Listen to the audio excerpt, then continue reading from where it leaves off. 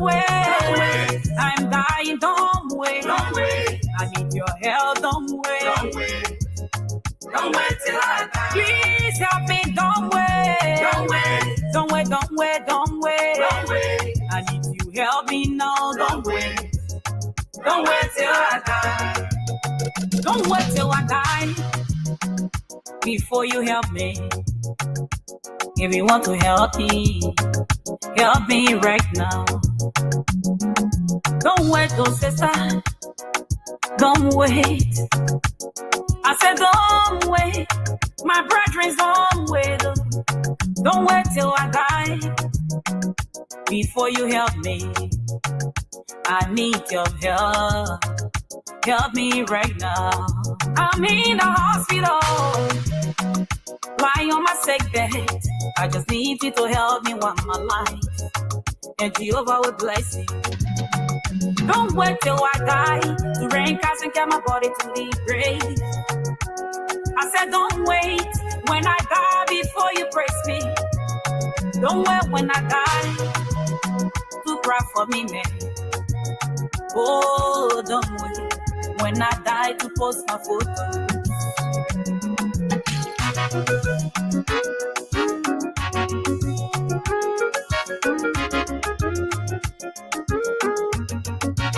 This woman was so sick.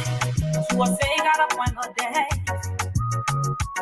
I said she went from place to place, but she could not get the treatment she needed. Finally, her son took her to the hospital. And the doctor said they should bring 5 pounds of blood. But this woman could not afford the money. Oh yeah, even her son could not afford the money. He left the mother at the hospital. He went to family member. He went to Uncle Johnny place. He said, Uncle, my mother is at you. I left my mother at the hospital. And the doctor said, we should bring 5 pounds of blood. Uncle, please help my mother. Uncle, help my mother. Uncle, I beg you, help my mother. Please help my mother. Oh, uncle, help her before she dies. Johnny looked in her face. He said, my son, I don't have no money, oh. My son, no money, oh. What tell your mama say? I don't have no money, oh. I will see what to do. But next week, my son, no money, oh. He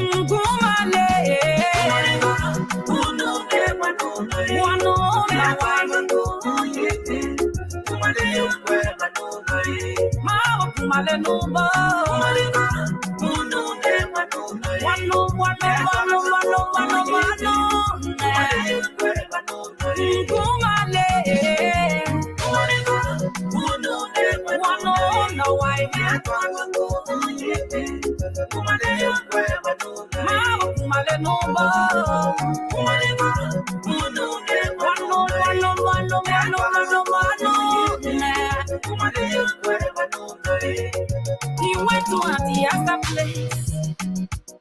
He said, Auntie, my mother is dying. I left my mother at the hospital, and the doctor said we should bring 5 pounds of blood. I have come to beg you, Auntie, help my mother. Auntie, please help my mother. Oh, Auntie, help her before she died. Yes, I woke up, entered the house. She brought 500 from her money. She said, my son, I wish you well.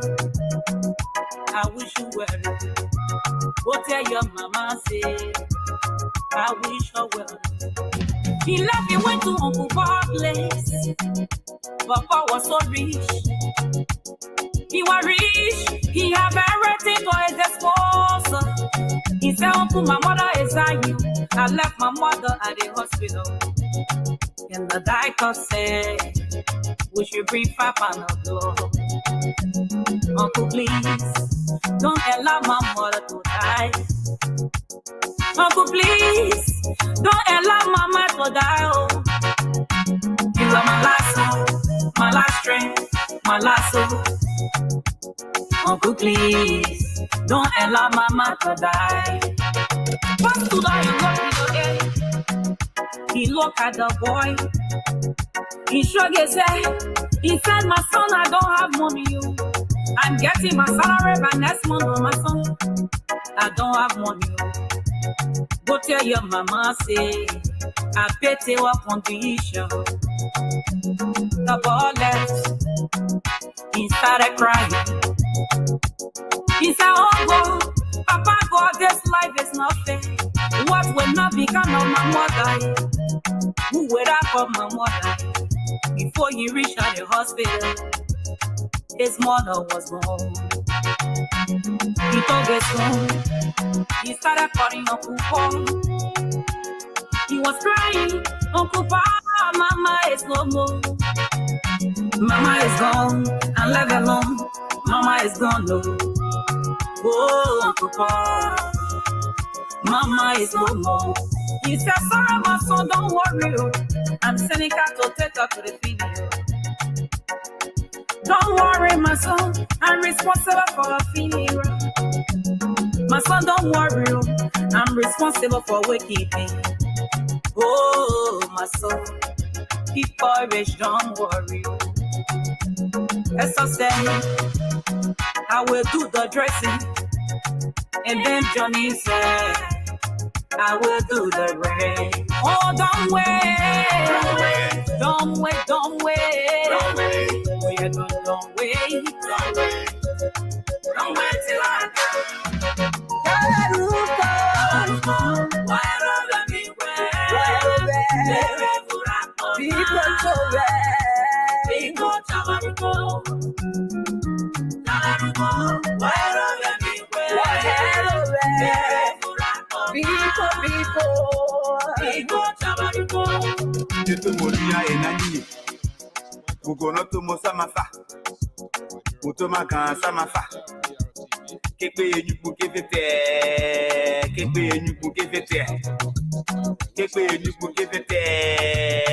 Good afternoon, folks. Welcome to the program. I'm Afonso Ziensot of the Liberia Public Radio and Lpr-Tv. We want to welcome you to this broadcast. This beautiful, nice Sunday afternoon here from the East Coast.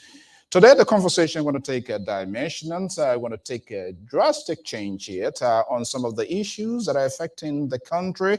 But we in the media, politicians, and stakeholders are not discussing these issues. So we all are responsible. We know the history of one of Liberia's staple food. But how much is being invested in today? So today I have a special guest here, a young Liberian who was aggressively involved within the agriculture industry here. But while we in the media industry are not having this conversation. Thank you so much. This is my restaurant in Grangida County. Good afternoon, good evening, happy Sunday, whatever you are. We want to welcome you to this broadcast. Share this podcast. We are about to discuss the country in its totality. And that's the commitment we sign out for. No bond, nothing should be left behind the same. I need not to relegate the 1979 rice riot. Rice is a political commodity. It is a political issue. There's no way we all know exactly what happens. A peaceful march at the executive mansion then turned into violence, which subsequently we all know what happens. It's GOL, Liberians, you, me, have we done enough to be self-sufficient?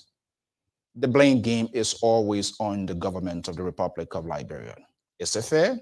Are we making a fair analysis as well? Well, they have all of the resources to create the avenue. But that does not even deter a peaceful Liberians and also a Liberians to embark and invest into our staple food. You can eat anything all day. Liberia men and get here rice. Say, I have not eaten anything, which is not true. If this is so, How serious are we taking this? Well, Armstrong JARGBAH is the CEO of Agricultural Liberia Industries. Liberia Public Radio has managed to get in hold of him because we have followed his work extensively. We're wondering, how is he doing this? How he got to this point? This is something that originated from the family and then passed over, or was it in place before Mr. JARGBAH took place? These apprehensions, we decided to put it to a rest and ask him to join us here today. And where is he getting his money? Who providing the subsidy? The government, friendly government, or the NGO? Or is you on your own? Yeah, we cry, we whine, we complain. No food in the country. So what are we doing to get this food stuff in the country? Not just on the rice, but other crops. The difficulties, the challenges, the task ahead. What does he hope to achieve? Is there anything going to hold him back? Has he reached out to all relevant institutions, and what are their understanding? Well, Mr. JARGBAH is here this afternoon to have a conversation, to get a sense of how he got to this point, what motivated him, and how long. Where does he want to see it ending? Or is he being wearing out because perhaps no support? I am just making a guess game here, but he will settle the score. I am Alfonso Zienso of the Liberia Public Radio and Lpr-Tv. Stay tuned, share the podcast, and invite someone at your companies. We are talking about your rice, something that you love, something that I love. You eat fufu, you swallow GB, you don't eat rice, you not eat anything. This show is about to get on the way. Welcome to the show.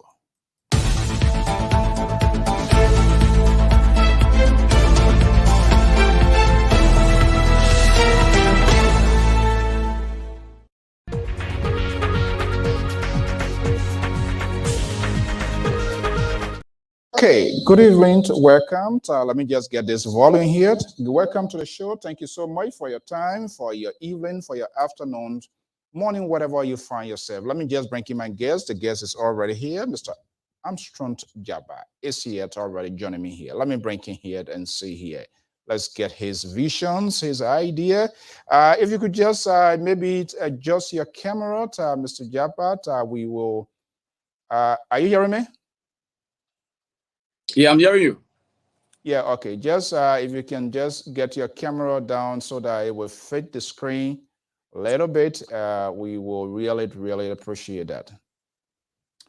Okay. You need to carry it up or get it down. Let me see. Get it down a little bit. I want us to, if it's possible, to be on the same level, and I want the viewers especially to see exactly who is Armstrong. We've been seeing a lot of images, picture. Okay, that's not bad. That is okay. Yeah, we've been seeing a lot of images here. Hold on one second. Let me do a quick review here, and we will get right down to the wire so that we can have this conversation going. Okay, just bear with me a little bit. All right. Okay, let's get the ball going. To all our viewers, our listeners, whatever you are, thank you so much for joining this conversation. Sometimes we need to put politics aside and address some of these issues that we blind deliberately on purpose not to discuss. Reason I just don't know. Okay, Mr. JARGBAH, right? Is that the right name? Right. Okay. Good afternoon, and how you doing? Nice to have you here. We are honored and great to have you on the Liberia Public Radio. How are you? Well, thank God I'm doing very well. Thank you for having me, my brother Alfonso. Okay. Look, Do you I've hear been me? hearing you loud and clear. I've been all out there That's looking, good. who is this gentleman? Who is Armstrong? And we managed to get connected. The story is long. We need not to do the what is of issues is the conversations we are about to have. But first of all, I will give you the opportunity to introduce yourself to my listening audience, the public, to know exactly who we're speaking with, and then we'll get down to the issue.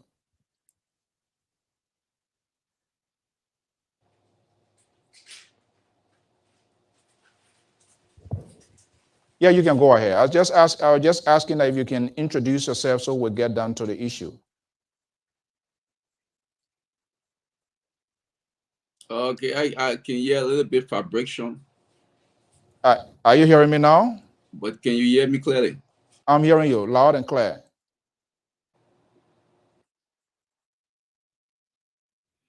Okay, well, we're having challenges here. Hopefully, we're going to get it worked out. Just bear with us. I believe he's here. Let's see. Let me just get him off the screen. Okay, he's off, but we hope to get him back here as soon as he comes. We're going to have it, and that's basically what we want to. This is something this young man is heavily involved, invested in, and we just want to have a conversation and give him the opportunity exactly how he got into this business, what is the help, if there's any help for that matter, and where is it coming from, and how long he has been in this agriculture business, growing food in Liberia, not just on the rice, but different other crops as well. So we hope this internet going to do us a favor here to have this conversation here. This is some of his product things that they are doing. People are there heavily involved in farming. So it is important that we have this conversation to know exactly what he's doing, how he's doing it, and what we need to know. What it is going to be a little learning process here as well. Just bear with us here. It's having little challenges to get him on here. We hope that the system will do us a favor to have this here.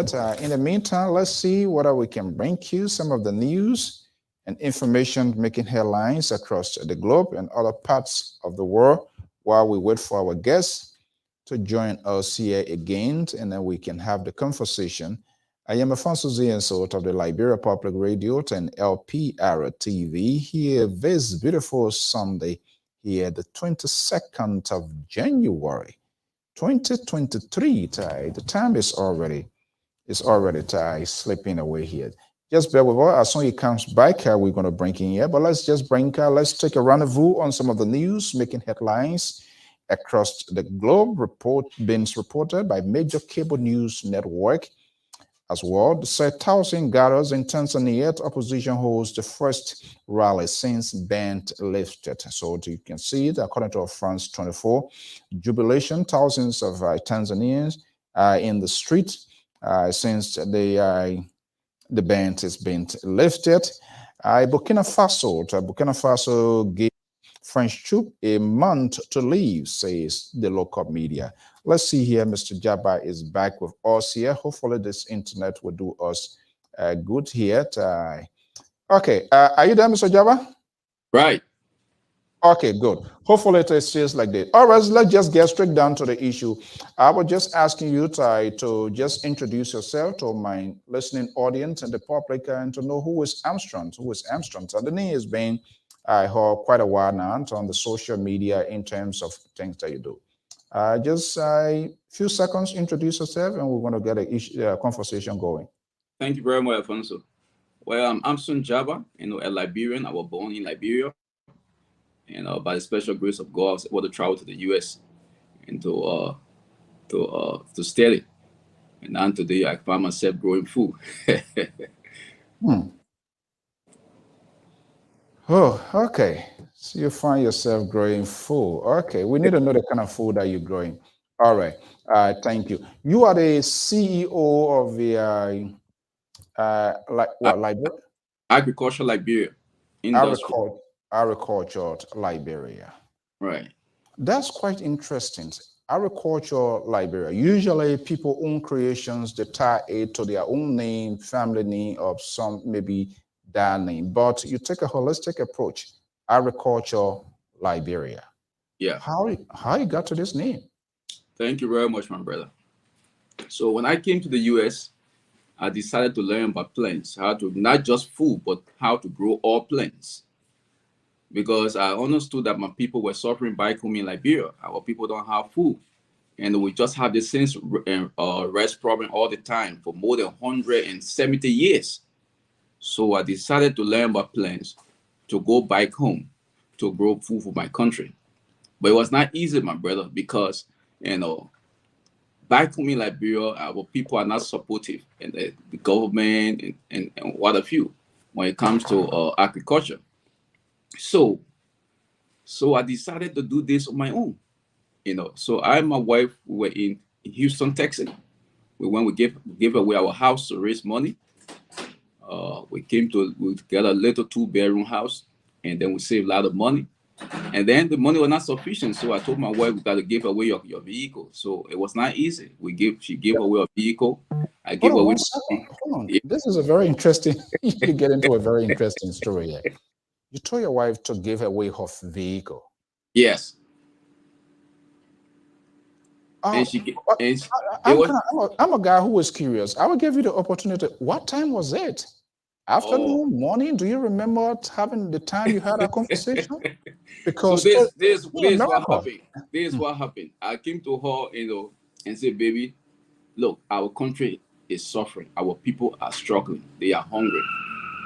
And I learned how to grow plants. I learned how to grow food. And God is leading me, to grow food for our country. But we have to make the sacrifice because our people back home, government, they won't give us the resources we need. Therefore, we have to make the sacrifice. So I want us to give away our home, give away our vehicle to raise money to start to grow food for our country. It was not easy. My brother, we pack our things in the public storage in Houston. There's a guy called Nancy who helped us.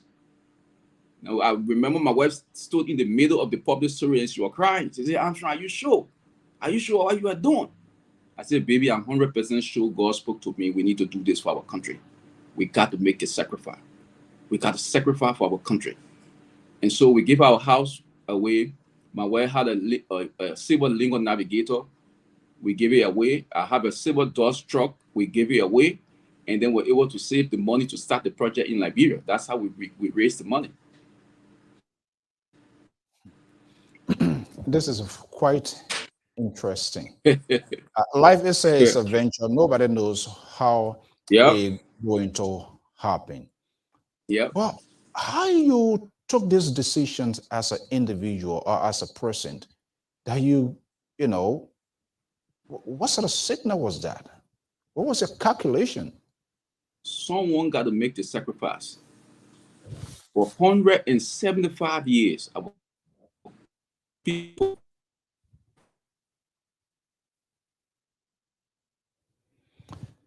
Oh, this internet here, this hopefully don't do this to us here.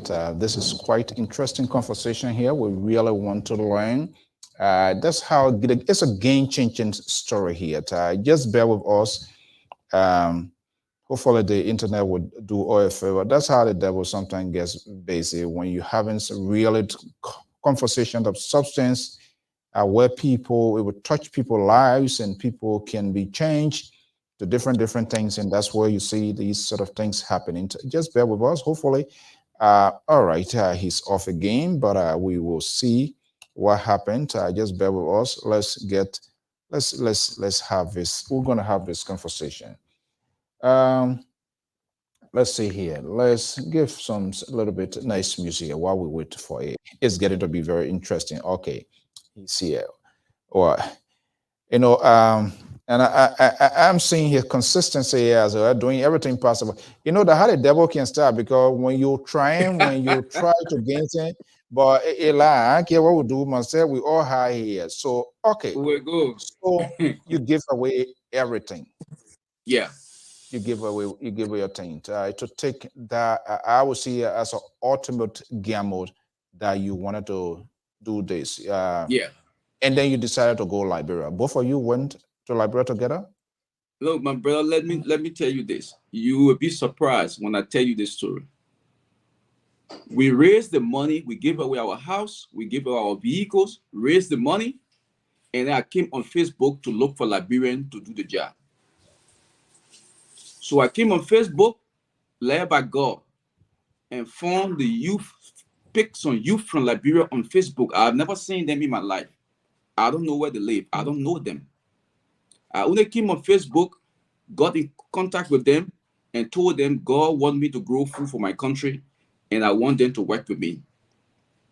And I gathered the youth from Cotton University, from the Tubman University in Maryland, from the University of Liberia, and I brought together 73 persons. And then we did a county tour. I told them to visit the counties to give me the data that I need to know the kind of plan to put together to grow food for our country. And then I started to send them money, 5,000, 10,000. These are people I don't know. I haven't seen them. United States dollars? United States dollars. Are you crazy? 10,000. People you don't know.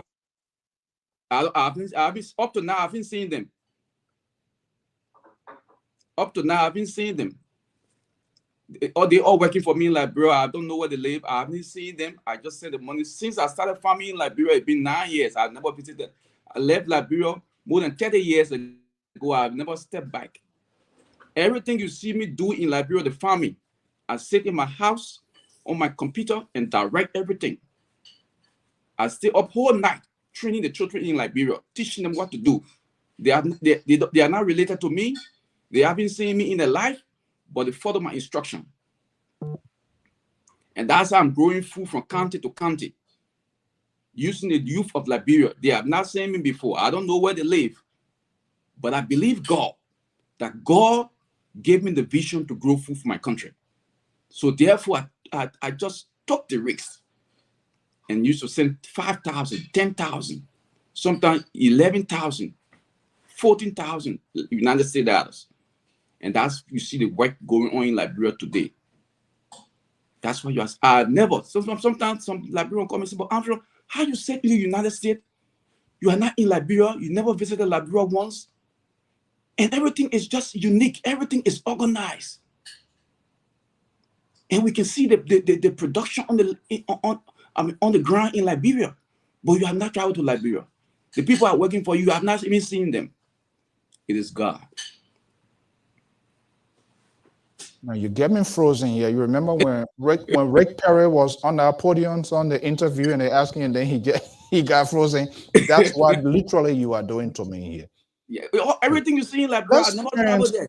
Never traveled there. Let's turn the camera. Armstrongs, you are going on record. Are you saying all of his work and a lot of the things we've been saying here, you don't know those people, you just took the risk, like it's a risk. I met them on Facebook.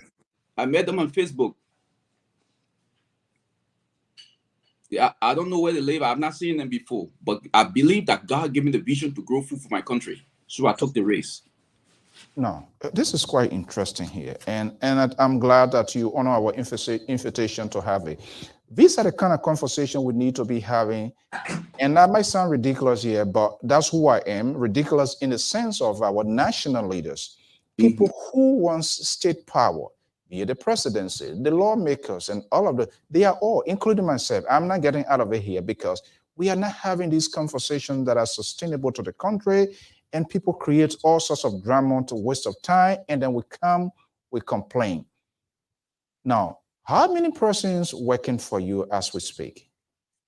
I started in 2014. We started the first project in Mangibi County, was 73 persons in Mangibi. I used to feed them every day and pay them twice a month, every 2 weeks. I will pay each person $5 US a day. And then we have the ones that call daily hire, people who just come in and do small works, about 50, 60%. And then we move on to Bon County. And then I hire people in Bon County. From Bon County, I moved to Nima County, where I hire 100% in Nima County. And then we grow rice, pepper, onion, tomatoes, everything in Nima. And now we're in how they call Maryland County. So when you look at my workforce, is centered around, let's say, about 500. But my main people, I get about at least about 100%. But the other people are what we call daily hire. Yes, people casual workers, contract, then they come and do some services and you pay them. Yeah. You go. How long you been in this yet? How long on top of your head you started this whole work? You say what, 2014? 2014 in Liberia, doing early administration. 2014. Yeah. 2014 when I going through your hair, you sit here, sit on the computer, yeah, give away your home, Give away your car. You Yep. talk to your wife. Let's do this. She was crying. I guess you pull your dark She was shades on crying. because you don't want What sympathy to happened? factor in. She was crying, and then I left her alone. So when she was going to work in the morning, we had a small vehicle. She left the key on the table. So when she left the key on the table, I knew that she agreed. So I called Capital One and told them to come to pick up the car. And they came and got the vehicle. At least we're able to save the extra $500 plus the insurance to add it to the body to be able to take care of the farms in Liberia. So it was not something people, some of my friends, they thought I was crazy. People say you crazy, but I knew I heard from God. I knew I heard from God. So people were calling me crazy and all kind of things. Today, those same people are saying to me, Armstrong, we thought you were crazy. But now we are seeing that truly it is God who is using you. Is this something maybe from the parents' side that's where this was originated? I'm kind of a little bit curious here because it's getting to be very interesting. Your dad or granddad, were farmers? That's something they pass on, how things pass on from one generation to generation. I'm kind of trying to get ahead of my shadow here. Thank you very much. I was born in Sano County, Greenville. My grandparents, I grew up with my grandparents because my father died in 1980. We were in Monrovia when my father passed in 1980 after the coup. My mother took me to how they call the place to Greenville to live with my my mother took me to Greenville to live with my grandparents, and she traveled to the US. So I was there with my grandma. My grandma loved to farm. So we had goats. We're raising goats. We're raising chicken. We're raising ducks. And then there's a guy called Axie that was stopping my grandparents. And he went to the University of Liberia and did agriculture.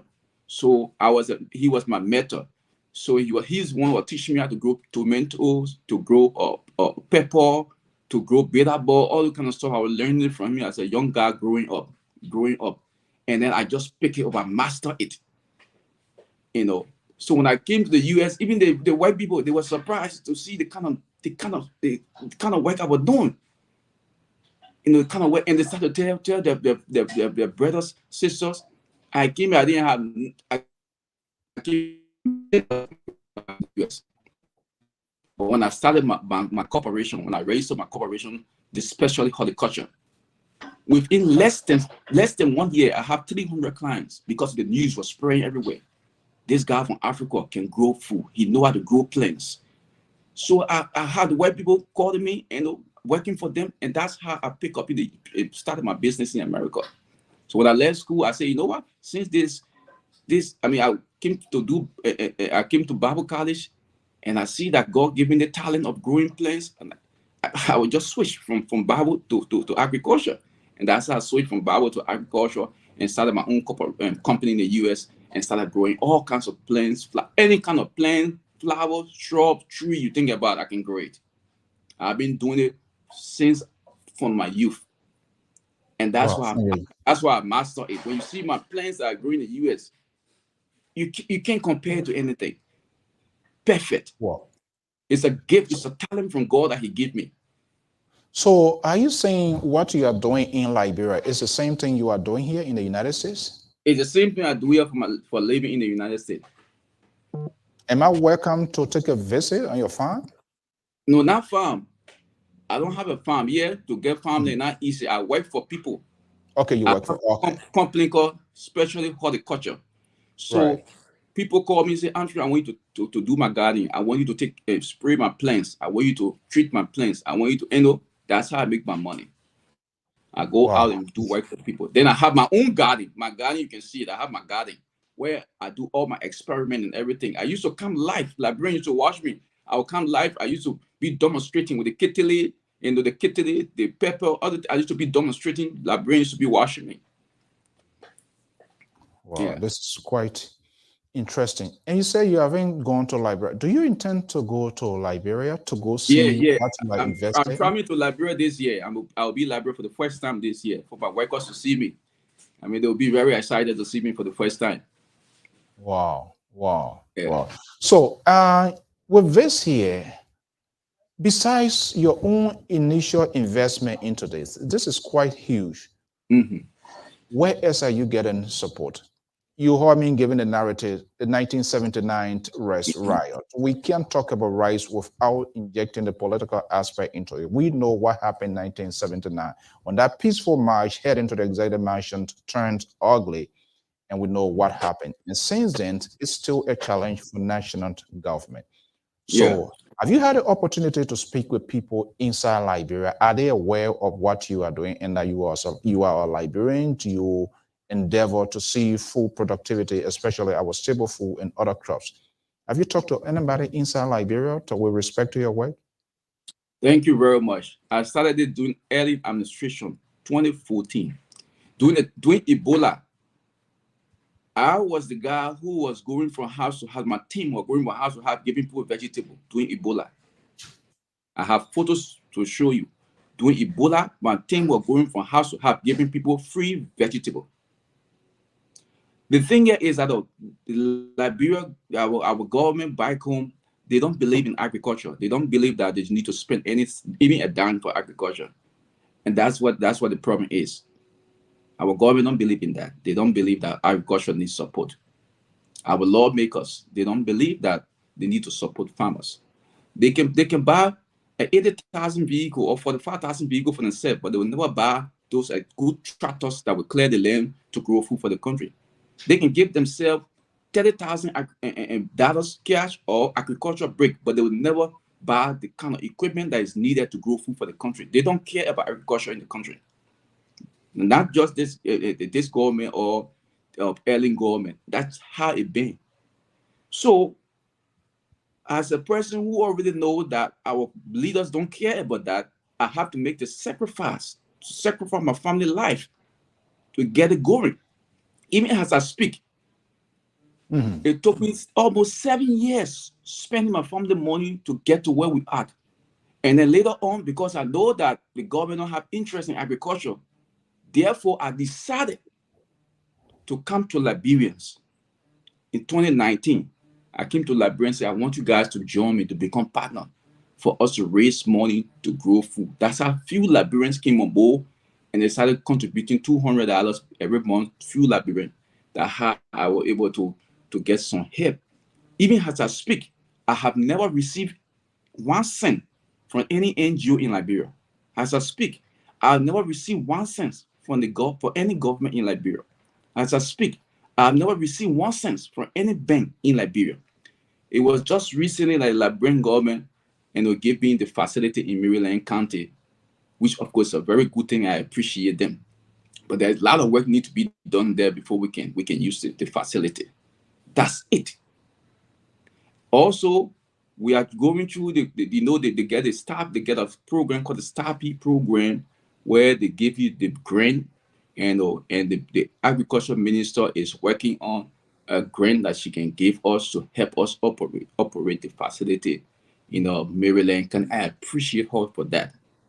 She's doing a very good work, but it is not an easy job she's doing. She needs a lot of people around her to do the job, but she don't have the kind of people, the kind of workforce, to support her to get the job done.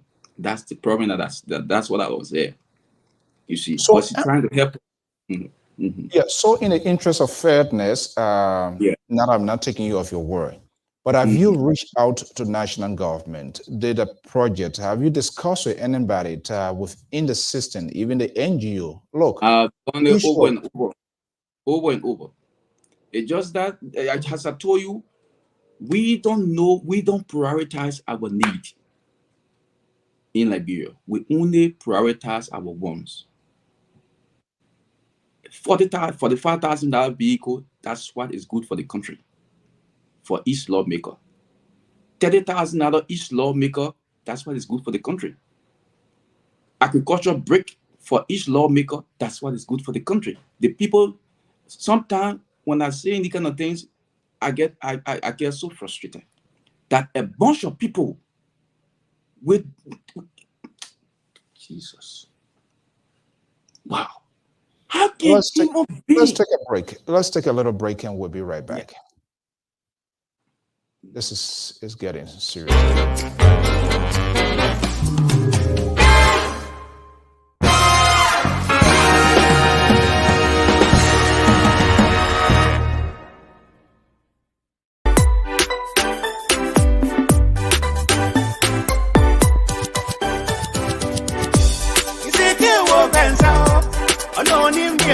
Welcome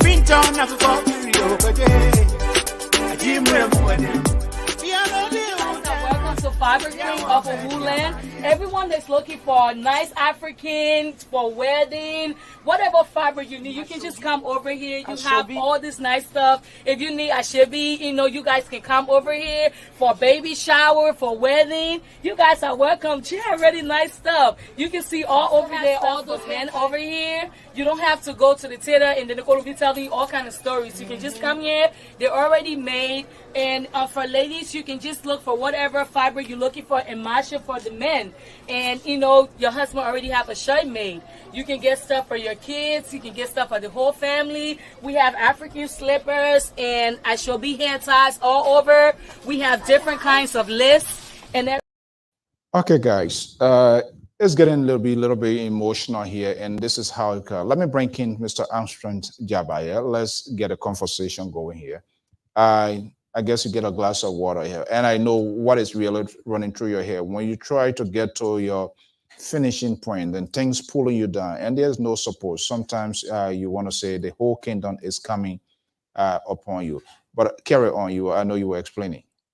So as I was saying, my brother, I still can't comprehend, as I sit and talk to you today, that how can people who went to school, people who are educated, don't know what is important for a country? How can people who went to school and educated will buy $45,000 vehicle for lawmakers, but cannot think about buying tractors to grow food for a country?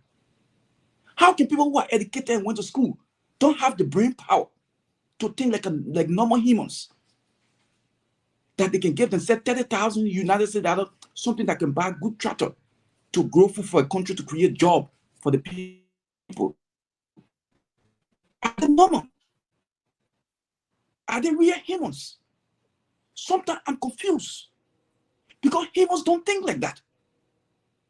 No human will take money that belongs to a country and buy $45,000 vehicle for lawmakers, $30,000 for this for agriculture break, and the brain it's not well developed to know that you need tractors to grow food for country, to create job for your people. With the kind of climate condition we have in Liberia, with the kind of land we have, and the very young youth population that can do the job, skillful people, and we are backward in Africa while other nations are moving ahead, only because we have people who can think. They are leaders, but they don't have brains. The brain mess up. How can Liberia, such an industrial center, be left just like that? Children are in the street, sleeping at the graveyard. Children are all in the street, Kozoko. My brother, just little money, even $1 million, just $1 million can turn the whole thing around. Even $1 million. If that were talking about that here, the $1 million you are talking about, who say the government and other agency or people in this field listening right now, if that $1 million is invested into what you are doing, you're going to turn it around? I challenge anybody. $1 million is enough money to turn the whole thing around within 7 years period. I challenge any agriculturist from China, from Japan, from the United States, from any part of the world to come be here and dispute what I'm saying. Agriculture, look, when you invest little money, my brother, if you buy the materials to build roads, you have to borrow more money to maintain the roads. But when you put the seed in the ground, the seed multiply, and you have more seed to plant the next time, and you have more seed to plant the next year. It just keep going. It keep multiplying.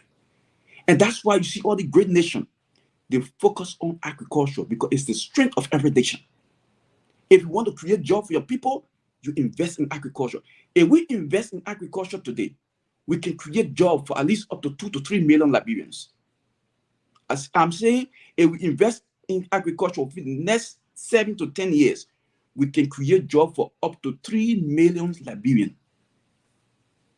And I mean, that's quite true, Armstrong, because with the falling of Soviet Union today, Soviet Union no longer Soviet Union because she could not, with all of the military might, she could not sustain, she could not feed herself. Okay, let me explain this to you. If you have $1 million, you take maybe 150,000, you buy a very good rice mill. You take 100,000 and build a warehouse. You take another 100,000 and buy or let's say yellow machine to clear the land. You take some money put aside to keep for the workers. You get all your tractor, your combine, all the little things, you get them set. And you start with that. Within 7 years period, you can make more than $100 million. From that 1 million. Because the thing here is the market is there.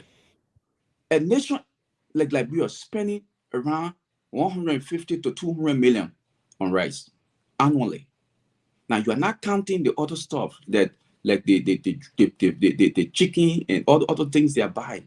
When you add up everything, you are pushing to $500 million.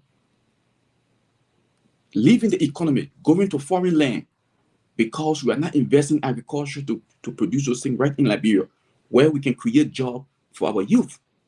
Today, as I speak to you, when the youth leave the university, they say that intellectual centers or they say that political party headquarters to dance in cycles and sing in cycles for politicians, or a political intellectual center to talk nonsense. The rest who didn't go to school stay at the graveyard or they are in the street hazoko. And the leaders of the nation, they bring them to not well developed to know that the money that people entrusted to them is enough to transform the life of the people. And you just waste millions upon millions. And just $1 million can transform the whole nation. If you put it in the right hand, in the hand of the right people that will use it wisely and start to use that little money. And before you know it, start to spread. Within 7 to 10 years time, you got a whole industry. The brain, that's why I always tell people, the mind, the understanding, the thinking is what makes you a human. You become what you think. You become what you think. And that's the problem. We have people who are leaders, but we don't have thinkers.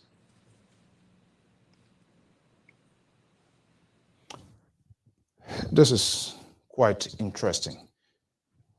Do you think here, let me play in your mind with what is responsible? Why are they not doing this? Oh my goodness. Just bear with us here. Hopefully, I hope people are not calling him too as well. Okay, good. All right. What is Armstrong? What is responsible? Why the issue of this rice here? We've been talking this thing over and over. Before we were born, we saw what happens, and if you even go in depth, even up to this point in time here, it's still an issue. You have 5 institutions or individuals or whatever they are have this sort of authority to be the one to get rights in the country. We saw Samuel Dawkins, Green Revolutions, and all of that. Yet and still, we are not making progress. Yet and still, we are unable to feed ourselves. Is it time for us to have a national conference? For those of you in that area, or even we have the Ministry of Agriculture. We have branches and institutions and other agencies that are responsible. International organizations are all in the country. They said that somebody is not having these conversations about this, or somebody just put a black cloth on their face, like, oh, and that's not important. We need not to talk about that. They will understand. If it comes from China or Taiwan or mainland, whatever it is, they will get it. If it can't go 2 to 3, 1 week, we make noise and we all will go back in our bed. If you let me just communicate with national government that has the authority here. Let me just be honest with you. I'm going to tell you the truth today. We have the ability to grow our own food. We have the manpower to do it. God gave us everything. We are not growing our own food because our leaders have decided they don't want to do it. That's the only reason. They don't want to do it? They just refuse to do it. They know that it's something they should do. They know that it is the right thing, but they have decided that they will not do it. They decided. Why would they want That's to just do that? wickedness. That wickedness. It's wickedness. The reason Liberia is not growing food because our leaders are wicked. That's the only answer, the right answer. They have all the money to do it. They are just wicked people. That's the only reason. That wickedness. Wickedness is the cause. The only reason Liberia is not growing our food is because of wickedness. That's the right answer. I just gave you the correct. Oh goodness! Well, I think somebody kept up maybe interrupting his line here. Okay. Yeah, people are calling me. Why are they calling? They know you. They know what? They know I'm lying. Some of the wicked people. That's some of the wicked people. The wickedness is not just with leader, with individuals. Oh, we get wicked one. Liberia is not growing our own food because the leaders are wicked. That's the answer. Are you getting sort of a little frustrated to say, you know what, I gotta wash my hand out of this? Are you getting to that point, or is there consistency? I'm strong. I will die doing this. I will never give up because I know that we'll grow our own food. I will never give up. What do you see the end point for you in what you are doing? If there's no support coming in, nobody is having that farsightedness, those that have the resources to say, one of our own, he's doing it, he's in it already. So it becomes less investment, less, they're not going to get any other person to say they're going to train. If anything, that will be like an advanced, whatever it is that you have not, learned, but you are already in it, you initiated, you started, people working, it's expanding cross country, it's bearing out, the fruits is there. Where do you want to see this thing? How you want to see it ending? What's your targeted goal for this? Thank you. Let me tell you this. With the help of government, with the help of international NGO, with the help of local bank, we can grow our own food in 3 years. Without the help of government, without the help of NGO, without the help of local banks in Liberia, I will grow food for Liberia within the next 7 to 10 years. Nothing can stop it. The only difference is that if the government, international NGOs come and help us, we'll do it in 3 years. If they don't help, we'll do it in 7 or 10 years. But it's going to happen. In no way, nothing can stop it. You want to be a main supplier for the entire country? Is that your ultimate goal? Not me being the main supplier, empowering other Liberian farmers so that we all can do it together. And that's why Liberians who are getting into farming, they call me, Armstrong, can you help me? I don't charge no fee. I give the knowledge free. I counsel them free. I help them free. Once you are a Liberian and you want to start farming, call me, I will guide you free. If you're a foreigner, I will charge you. If you're a Liberian, it's free. So many Liberians have started their farm in Liberia. If you call your show to Nelson, someone else will call in and they will give you the story. I have helped so many Liberians to start their own farms. And nobody can ever say that Armstrong ever charged me 1 cent. It's everything free. Because my goal, my vision is to see that we grow our own food in Liberia. So I'm going to make the sacrifice so that one day when I'm gone, Liberia will remember there was a man called Armstrong Java who sacrificed his life for his country so that his people can be liberated from hunger. That's the legacy I want, that's all. Not naked we came into the world, naked we return. Nothing can take out of this world. But the legacy that people will remember, that children will read in books in Liberia, that there was a guy called Armstrong who traveled to the US. He worked hard for his money and used all his money to make sure that people have food to eat. That's all I want. Let's talk about the challenges. I don't want to relegate pains and some bad feelings here, but to get to where you are, the challenges is already started, and you have triumphed over it by giving away your car, asking your wife to in a miracle here. to look at a website, give your car away. To do what, honey? I want to make fun in Liberia. First thing comes, are you insane? What's going through your head? You carrying it to your brother, you carrying it to your uncle. All of that were ignored. The conviction, the passion. You were very optimistic. You were not pessimistic, and you did that. Besides all of that, what are the other challenges that some days when you go to bed, I wish this sort of magical thing occurred. It's not happened. What are some of the challenges? That's part of that. I know it's still there. People working for you, you got to pay them. And I can't imagine all these years you're doing this and you say you have not gone there. It would be your first time going there. Yeah. My brother, doing business in Liberia is very difficult because we have to train the people. It took me up to, I think, 3 to 4 years to train my workers to really know the job. Look, my brother, let me tell you the truth. I would sit night without sleep. Without sleep, whole day and night, no sleep. Sometimes when I drive in my car, I want to sleep. I will park on the wayside and take a nap for a bit in 20, 30 minutes and get back on the road. But I don't sleep because it's just as you're looking at me, that's how I educate them.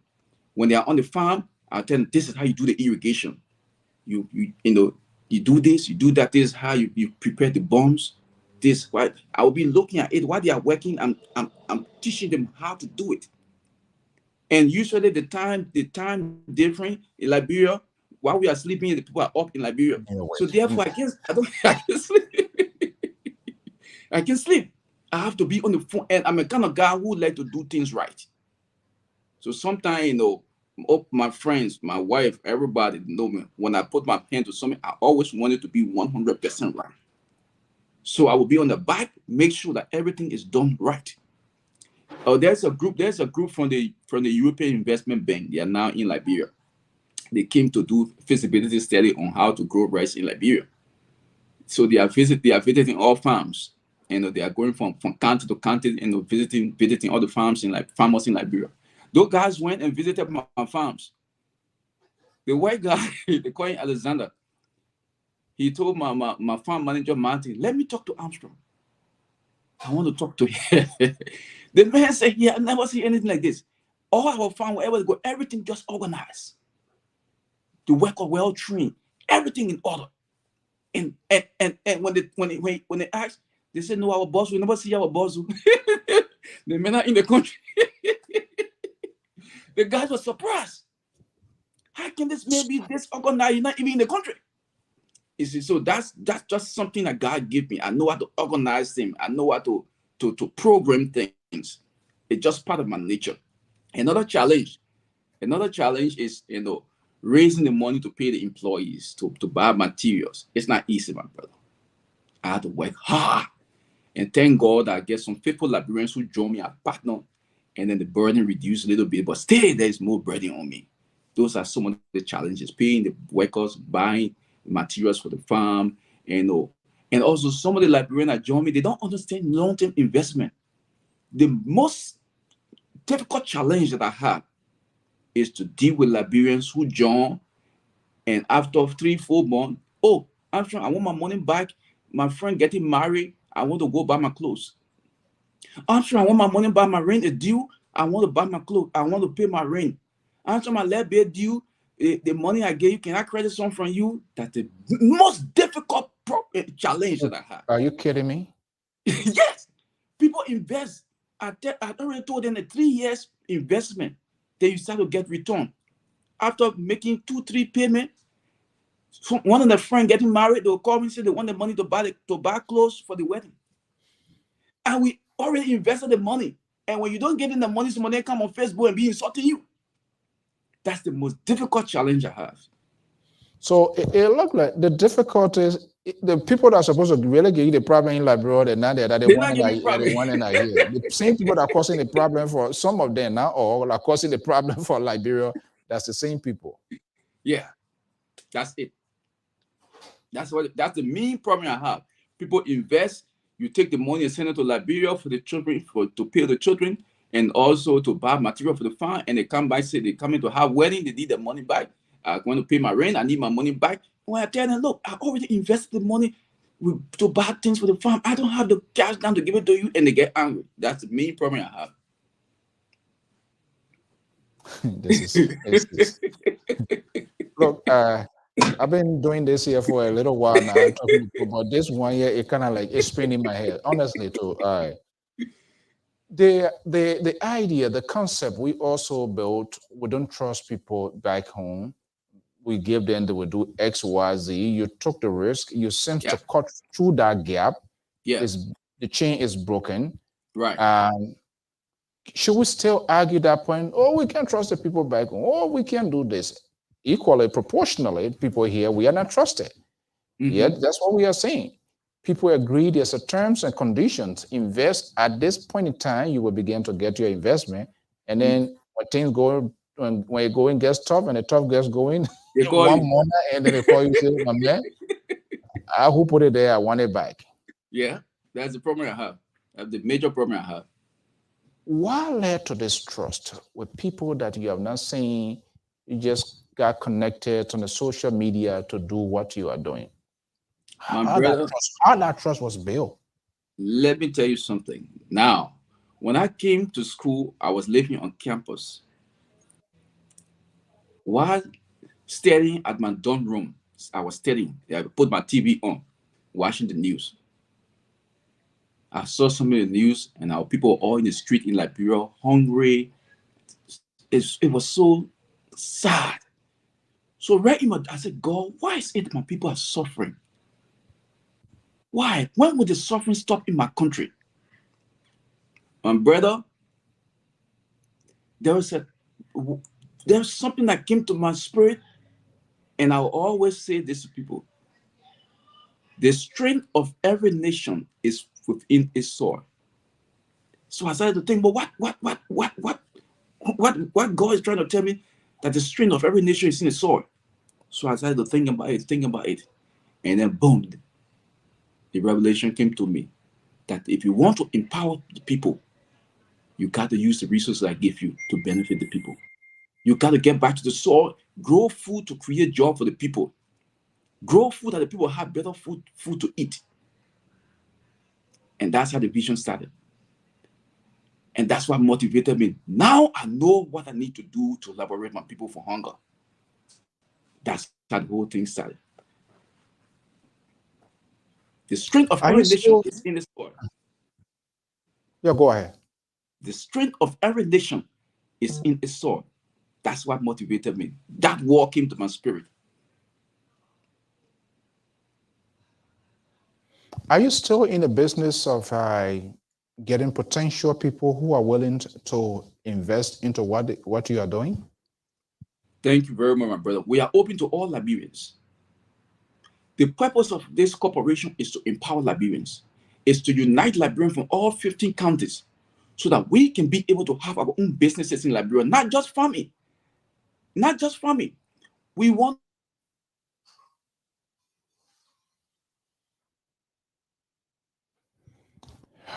Hello? Yeah. They know me alive, but they keep calling.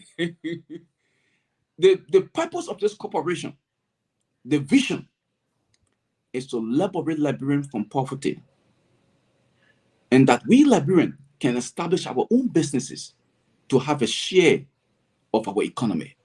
That's the purpose of this corporation. So it is not just about growing food. By the grace of God, we will start building our first subdivision on Robert Highway, 100 homes. Our first subdivision. Our vision is to build subdivision in all 15 counties. As we grow our food, we take some of our money and start to build homes for our people so Liberians can graduate from old rotten zinc homes and live in clean and beautiful environment. So by the grace of God, we're going to start our first subdivision of 100 homes this year, within the next 2 months, on Robert Highway. And that's not all. We also want to build our own gas stations. The money we make from our farm, the money we make from the homes we build our own, take some of the money to build our own gas station. And we want to build our own bank so that we Liberians from all 15 counties united, working together as brothers and sisters. No party affiliation, nothing called tribalism, no Congo fraternity. We are all Liberians. We must unite and establish our own business to leave something for our children and our grandchildren. We cannot set in our own country. Lebanese foreigners, they are in charge of the food. They are in charge of the gas that we use. They're in charge of construction. They are in charge of the foreigners, in charge of the banking sector. They are in charge of almost everything in the country. Therefore, the purpose of the corporation is to bring Liberians together so that we can start our own businesses to compete with them, so that we can have a share of our economy, so that our money can stay in our country can develop, our children can have jobs, and a better future can be secured for the next generation of Liberians. That's the purpose of the corporation. So we started with farming. Now we are branching into housing. And then for housing, we'll branch into building our own gas stations. Then we'll branch into transport, where we can have our own vehicles, that people can rent our vehicles, especially those who coming from the airport can then be able to rent our vehicles. Then we go into the banking sector, bring together Liberians who have knowledge and build our own bank so that we Liberians can have our own businesses. We can grow the food. While the foreigners are importing the food, we Liberians will be growing the food. We'll compete with them. While the foreigners own their own gas station, we will build our own gas station. While foreigners have their own banks, we will build our own banks. While foreigners have their own transportation company, we will have our own transportation company. We got to secure a better future for the next generation of Liberians. If we don't do that within the next 5 to 10 years, foreigners will take over our country, they will own everything, and our children will be slaves in their own country. And I, Armstrong, will not sit and watch our people suffer. We got to do something. We got to liberate our people. We must be able to create our own businesses, establish our own businesses, so that we Liberians can have a part of our economy. Now, I did hear you saying you have a farm in Mount Gibby, right? We started in Mount Gibby, but we left from there. Well, it was just part of the project to train the workers. So where are you actively involved in this farming? What type of crops productions you are involved in besides rice? Okay, we are in Nima County, Maryland County, and how they call the other place, Bassa. Those are 3 areas for now. We're in Bonn. We left from Bonn. We did the pilot project. What we're doing, we're testing the crops in those counties. Which kind of crop can grow well in this county? So we go, we try, we see the crops that can grow well. We move to the other county. We grew some crops in Bonn County. We know the kind of crops that can grow well in Bonn County. So all the data, the boys from the back were sending me all the data, all the information. And that's how we're able to put together our own system called systematic farming, the Liberian model. How we can grow our own food, not looking at the white man book, not looking at the Chinese man book, the European book, looking at Liberian book of how to grow food in Liberia. Systematic farming, the Liberian model. And that's a book I will sell to farmers in Liberia. So let me ask you, all those places, like the previous places you were working, if any of these people, they ever visited your farm to maybe get a sense of what you are doing? Like the lawmakers or NNC and government officials to say, we need to see what this guy is doing. Anything of such has happened? The first thing that people come from the agriculture ministry to visit first.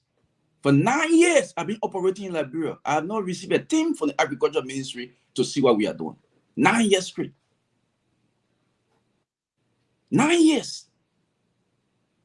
Even though you have reached out to those people?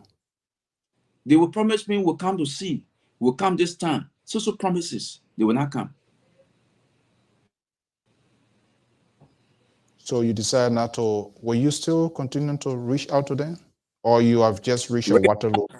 Where we are now, my brother, we are moving. The difficult days are behind us. It's time to advance. We're not looking at nobody anymore. We are moving. I appreciate the agriculture minister because she's working on the Starpy grant to help us with the project in Maryland County, and I want to appreciate her for that.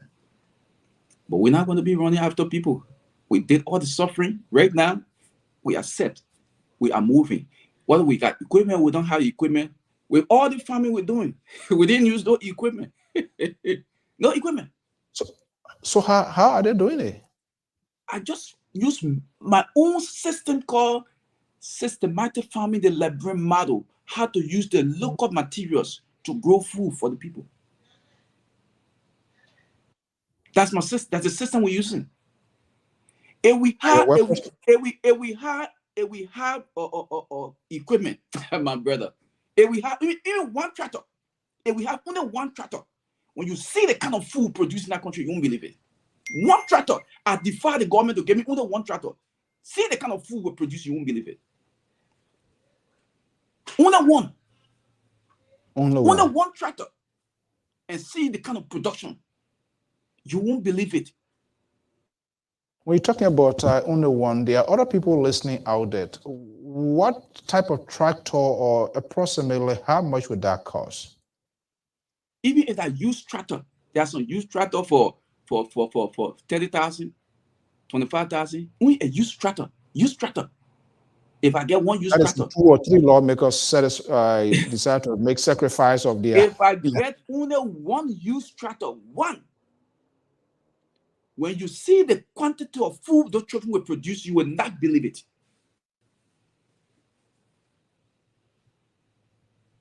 You will not believe it. I will come right back on your show and show you production. You won't believe it. My brother, let me tell you something. Growing food, especially rice, growing rice is very easy because rice is like a grass. It's like a grass. Explain. Rice is like a grass. You see how the grass grows in your yard so fast?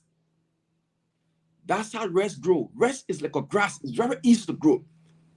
The people used to tell us that rice can grow well in Liberia because of the too much of iron in the soil. I disproved all that within the past 3 years. I grew rice in Liberia every month, rainy season and dry season, non-stop. Every month. From January to December, I have proven to Liberians that rice can grow any month in Liberia. Any month you plant rice in Liberia, it will grow.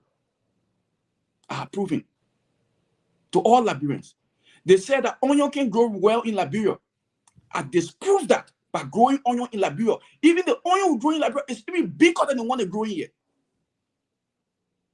I disproved that onion can grow well in Liberia. All those stuff they say can't grow in Liberia, I have disproved everything. I have grown everything in Liberia using the youth.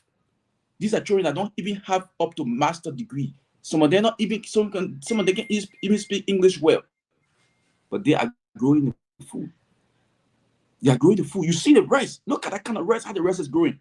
That rice you see growing. We've been growing rice in Liberia for 3 years without applying no fertilizer. The same spot, the same location for 3 years without applying any fertilizer. 3 years straight without applying fertilizer at the same spot. The people lie to our people that the soil is not good for growing rice. The Liberian soil is not good for this. This is all lie. When the Portuguese came to Liberia, that entire coast from Liberia to Guinea, Africa coast, the people saw how food grow on that soil. And then they said that this place would be called the Grain Coast. Not G-R-E-E-N, G-R-A-I-N. This place will be called the Grain Coast, not green, G-R-E-N, G-R-A-I-N. Do you know what is green? Do you know what is green? Seeds, rice, corn. Those are the things they call green. When the Portuguese came, they said, this is the rice coast. This is the best place to grow rice in the whole world. And that's how the name Liberia, that area, the Grain Coast. This is the Portuguese said, this is the right place in the entire world to grow rice. This is the right place to grow corn in the entire world. Therefore, The Portuguese did not name anywhere in Europe as the Green Coast. They didn't name anywhere in America as the Green Coast. They came to Africa, West Africa, and they saw that particular land and said, this is the right place to grow rice. This is the right place to grow corn. This is the right place to grow greens. Therefore, this place will be called the Green Coast.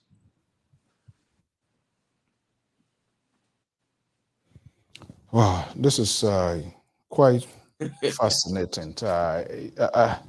You're kind of like, now, is our cameras allowed to take like a trip inside Liberia, some of your places? Is that something you're willing to do? Is it saying? I would be very happy. Very happy. And that's what we do. We don't want to give up yet on our people because what we will do, they will continue to be in our lives. All we can do is to persuade people and make them to see, to make the case. You are doing your part, I am doing my part, and others will be doing their part. Our job here is to provide a narrative, to tell people, hey, this is XYZ person doing so thing, and bring it visually, let them see it, visualize the conversation as well. That's the reason that I put this there. Actually, I was telling my poor, I said I'm a fine grandmother, but I'm a fine, Armstrong. Fine. So you see, my brother, you see, the white man came from Europe. They came to Liberia and said, this is a place to grow rice.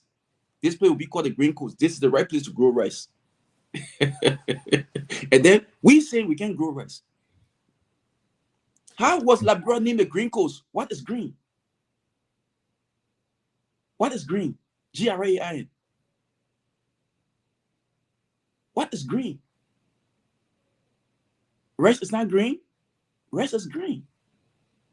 Corn is not green. Corn is green. The Portuguese saw the production on the land. Our people were growing rice, corn, pepper, everything. And they said, what? This place is very rich. So you are involved in all of these different types of crops, the corn, the onion, and all of those things. Are you involved in all of those? We experiment with onion in Liberia, it grew well. We did the corn, it grew well. We did tomato, it grew well. I have videos, I have photos from beginning to end. We did the cabbage, it did well. We tried all the various crops so that nobody can say, oh, that one can grow in Liberia, that one can grow in Liberia. I disprove everything. I have video and photos to show that all these things can grow well in Liberia. What is interesting here, the whole thing that is the interesting part of this whole thing here, Armstrong, to say that you're not even in Liberia, but you sit here on your computer and kind of walk people through the process, telling them what to do, and they are following all of those steps, and you are getting the result and all of that. That is quite interesting. It's what our people don't understand. If you take a Liberian man, from Liberia and bring it to America, the man will do what is right. If you take that same man back to Liberia, he will do wrong. If you take a Liberian man from Liberia and bring it to Europe, he will follow the law. He will obey the police. When you take that same Liberian man to Liberia, he will insult the police. The thing is system, enforcing system. I don't have to be in Liberia.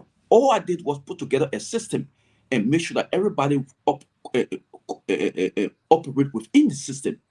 So I don't have to be there for the system to work. I just have to enforce the system.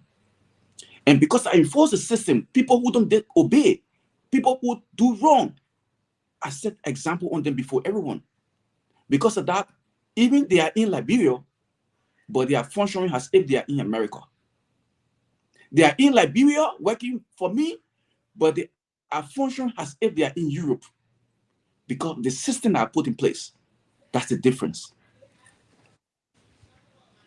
Well, system, you take action. What is a perfect example of actions if they don't follow your system? If you don't follow the system, you are fired. That's why I don't hire any of my relative. No relative work with me because I don't want people to come beg me. So my brothers, my biological brothers are in Liberia, but they are not working for the company. My uncles, nephew, everybody in Liberia, they are not working for the company. Because when I take decision, I don't want to. Even though they want to work. They want to work, but I can't do it because I don't want nobody to beg me when I take action. So they cannot work. I can help them on the side, but they cannot work for the company, because when I take action, I don't want to look back, because I want to make sure that the system holds. So ultimately, you have come to realize the enforcement, and that's why sometimes people say, no, sister, the law, of course, the system is there. That's the enforcement aspect is it, because people there, and they just cover blanket over it as if it is not there. Yes. It is there. It is the I don't need to enforcement. be in Liberia. I don't need to be in Exactly. Liberia. I just need to enforce the law, the system.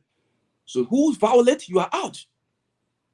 And once you see that the good money you are making, the free food you eating every day, free electricity to charge your phone, free house to live, everything gone from you, the next guy will say, my man, the next guy will say, I can't make that kind of mistake. And once they saw that I'm a guy who don't take nonsense, everybody fall in line. I don't have to be in Liberia. They will all do what I tell them to do. I don't have to be there. For 9 years, I've not been with them. They never seen me before. But they do exactly what I tell them, because you know when you mess up, Armstrong, it's not a guy. And now you're going to beg, you can beg all you want. I will not change my mind. Let's start with your the administrative aspect, because my wife used to, let me give you the example. My wife used to work with me, but I told her something that she shouldn't do, and she did it, and I fired her before everybody.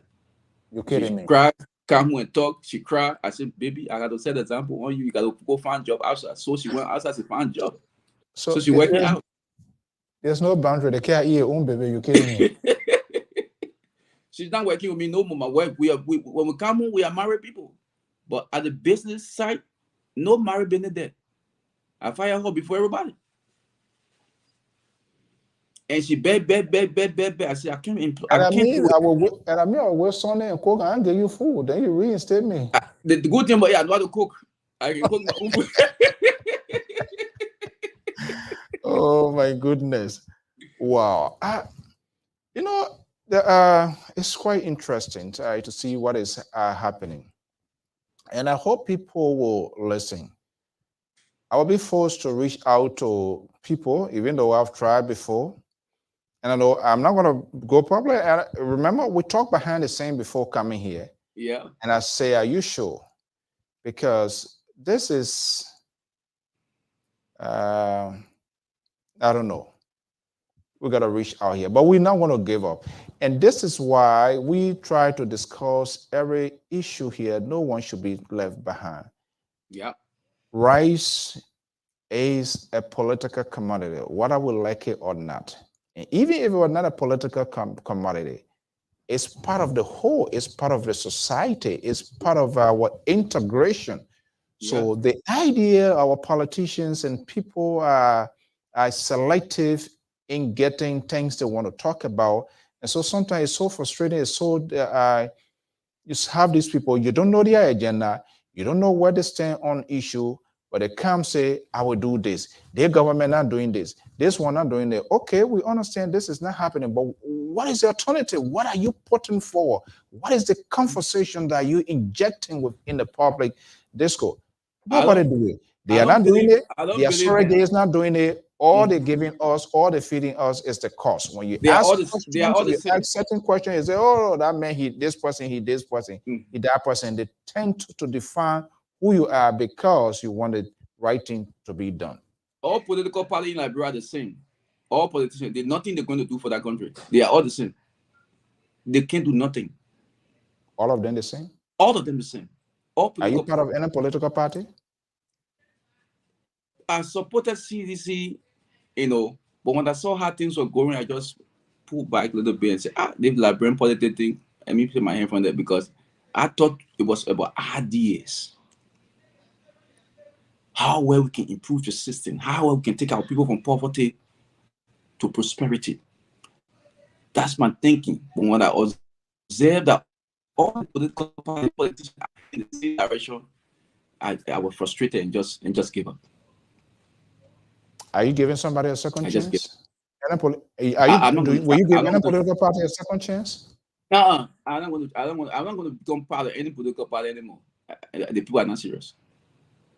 You know, I can become part of people that are just not serious. I can't become part of any political party.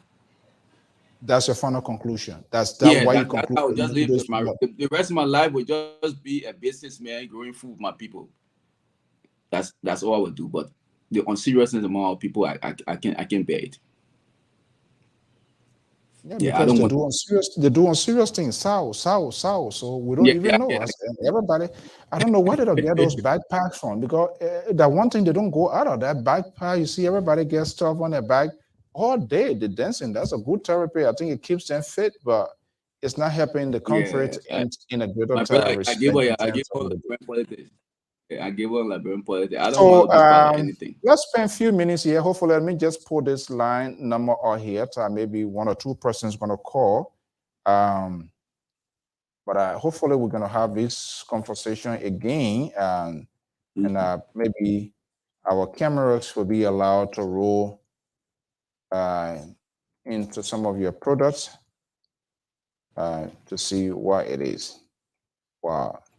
I mean, you fire your woman? But I mean, up she working outside.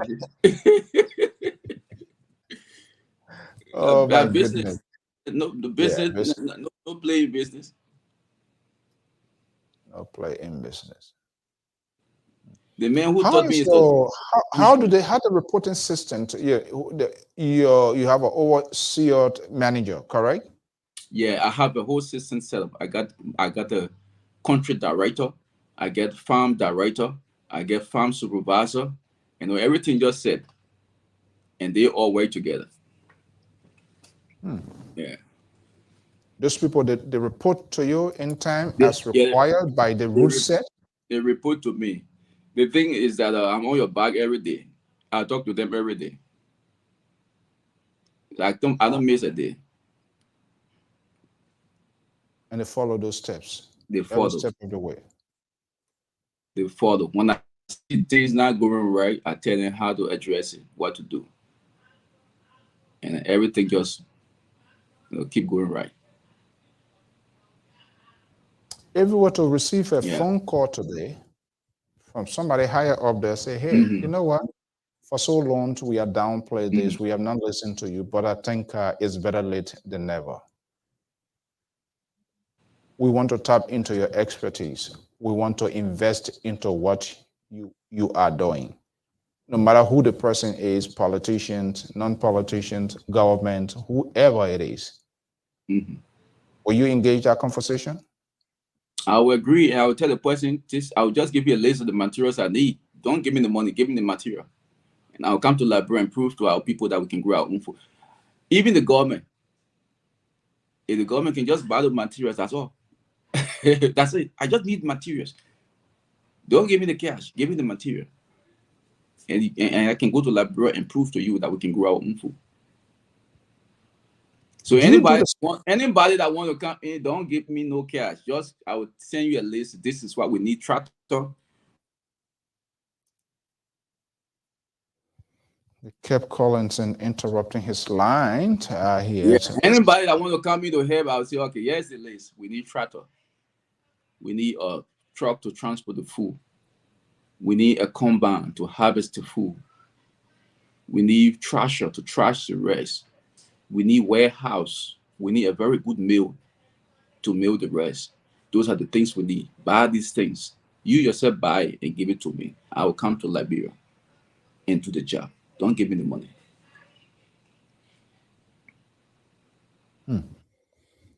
Wow, this is quite interesting. What's your goal in the next 5 years? Within the next 5 to 7 years, I think our target is to be able to produce at least 50% of the rice we consume. 50%. Yeah, cut input to at least 50. We can do more than that, but our target is 50% within the next 6 7 years. That is with our help from government, NGO, or banks. With help If from they, government, NGO, or bank, we can do it in 3 years. in 3 years. Yeah, we can If grow real all the rest we consume in 3 years. if real help comes in. If real help come, we can do it in 3 years. With our help, we can do it in 6 to 7 years. Have you tried inside Liberia? This might be insane and ridiculous here to say, hey, I'm going to this bank here. These guys, the other guy want to go to the bank, they will tell, oh, I put the collateral in myself because anyway, they get 9 years. They finish 9 years non-stop because they're not going to retire. They're not, nobody going to sack them. I don't care how we accuse them of corruption. They're 9 years, 6 years is guaranteed because so it's a kind of collateral to whatever they're going to be getting from the bank. But have you gone through that to see what can be done as well? Hey, I need this X amount of money. Or have you asked anybody, look, I know it's hard to put your life on the line for people, but this is what I want. I want you to stand in my place as collateral because I need this tractor or I need this whatever material here to carry on my production. Have you tried all means and nobody seems to answer you? I believe where we are reached now, we will go through the bank to see how we can secure some funds to buy our materials with it. I think we have reached a stage where the bank will be convinced that we can do it. But before you have that, good access. You have good access on the ground. Yeah, before that, we wanted something to build our portfolio first, and then present it to them. Say, this is what we have done in the country, and with the finance you give us, the loan you give us, we can even do more. We can give them the whole. Let me ask. I know maybe you're with a management team. You say you haven't been there. I tried to do a recollection here because I remember that the government or the president, there was a place I believe it was either Kakata or Bon County, which couple of years where they were giving a subsidy to some sort of farm, and where he went with farmer. So they were advocating for small businesses. It was during the National Agriculture Fair in Bon County. Right. There you go. They were going to give $60 million towards agriculture, but I don't know what happened to that. Yeah, we didn't receive anything. Do you know any other people in the agriculture industry? I think there was a guy, no, there were during an exhibition, 10,000 or whatever it was giving. I don't know whether that was the end of the story, but do you know of any other person sharing any information with you on the status of that agricultural fund, whatever fair that they had? Was that just a one-time shot? You know? The fair, I think the fair is the 12th to the 14th of February every year. So I don't know whether they're going to have a fair this year, but my team is already prepared to be at the fair. We already did all our preparation, everything. But I will find out for them to know whether there will be another fair this year, because it's a national something that happens every year. So there's a question here from one of our own contributor here. And read it for yourself. Can you see that? Oh yeah, I'm willing to do that. I mean, I'm willing. The thing is that we just need equipment to grow more food. The market is there. We import almost everything we eat. So if Liberians who have the money will come in and say, Armstrong, look, I want to have share in the corporation, I'm going to get you a tractor, or I'm going to get you. Why would I say no? I'm open to all Liberians. Okay, John Nwaya is asking, Armstrong, will you inbox me urgently? Okay, now you need Armstrong. You the one need Armstrong. Armstrong, not really. Armstrong is trying to go extra mile. So if I were you, you would inbox Armstrong instead of you who need a help. And when people are sick, they'll go to the hospital. The doctor don't come. The only time they come to you, the emergency truck will come pick you up. So, Mr. John Tuant, I would say maybe you can reach out to Armstrong. You can inbox and you say, Armstrong, will you inbox me? I urgently need your advice. The land is available. So, hey, John, do yourself something to just go extra mile. And I reach out to Armstrong, and I'm quite sure, like he said, he's willing to help any Liberians. He doesn't. I will inbox him because I want Liberian to grow food. I mean, if he had the land and he got the money to start his farm, I will inbox him to help him start the farm. I mean, we implore some Liberians. What it takes, not just people hearing Armstrong's story, okay, I can do it. I think there is a calling. You must have that sort of a passion, You must be prepared for it, and this is why you should know. You should even know your own calling, what you can do. You should know your own liability. Yeah. So, and I think that's what the problem is. I The can, ma- Alfonso can just be Alfonso. Armstrong would just be Armstrong. Any other thing you try to replicate, it would not be correct. They see it, they know that photocopy right there. So, yeah, people got to Oh, also be put out that thinking cap here. Am I yeah. prepared, or am I doing it because somebody is doing it? Say, oh, the man say you must be resilient, you will do it. I don't see it that way. I'm a practical guy, so you Let me got let to. me let me tell you this, my brother Alfonso. I was born to grow plants. That's what I was born to do on earth. My job on earth is to grow plants. And I know that. I know that I was born to grow plants.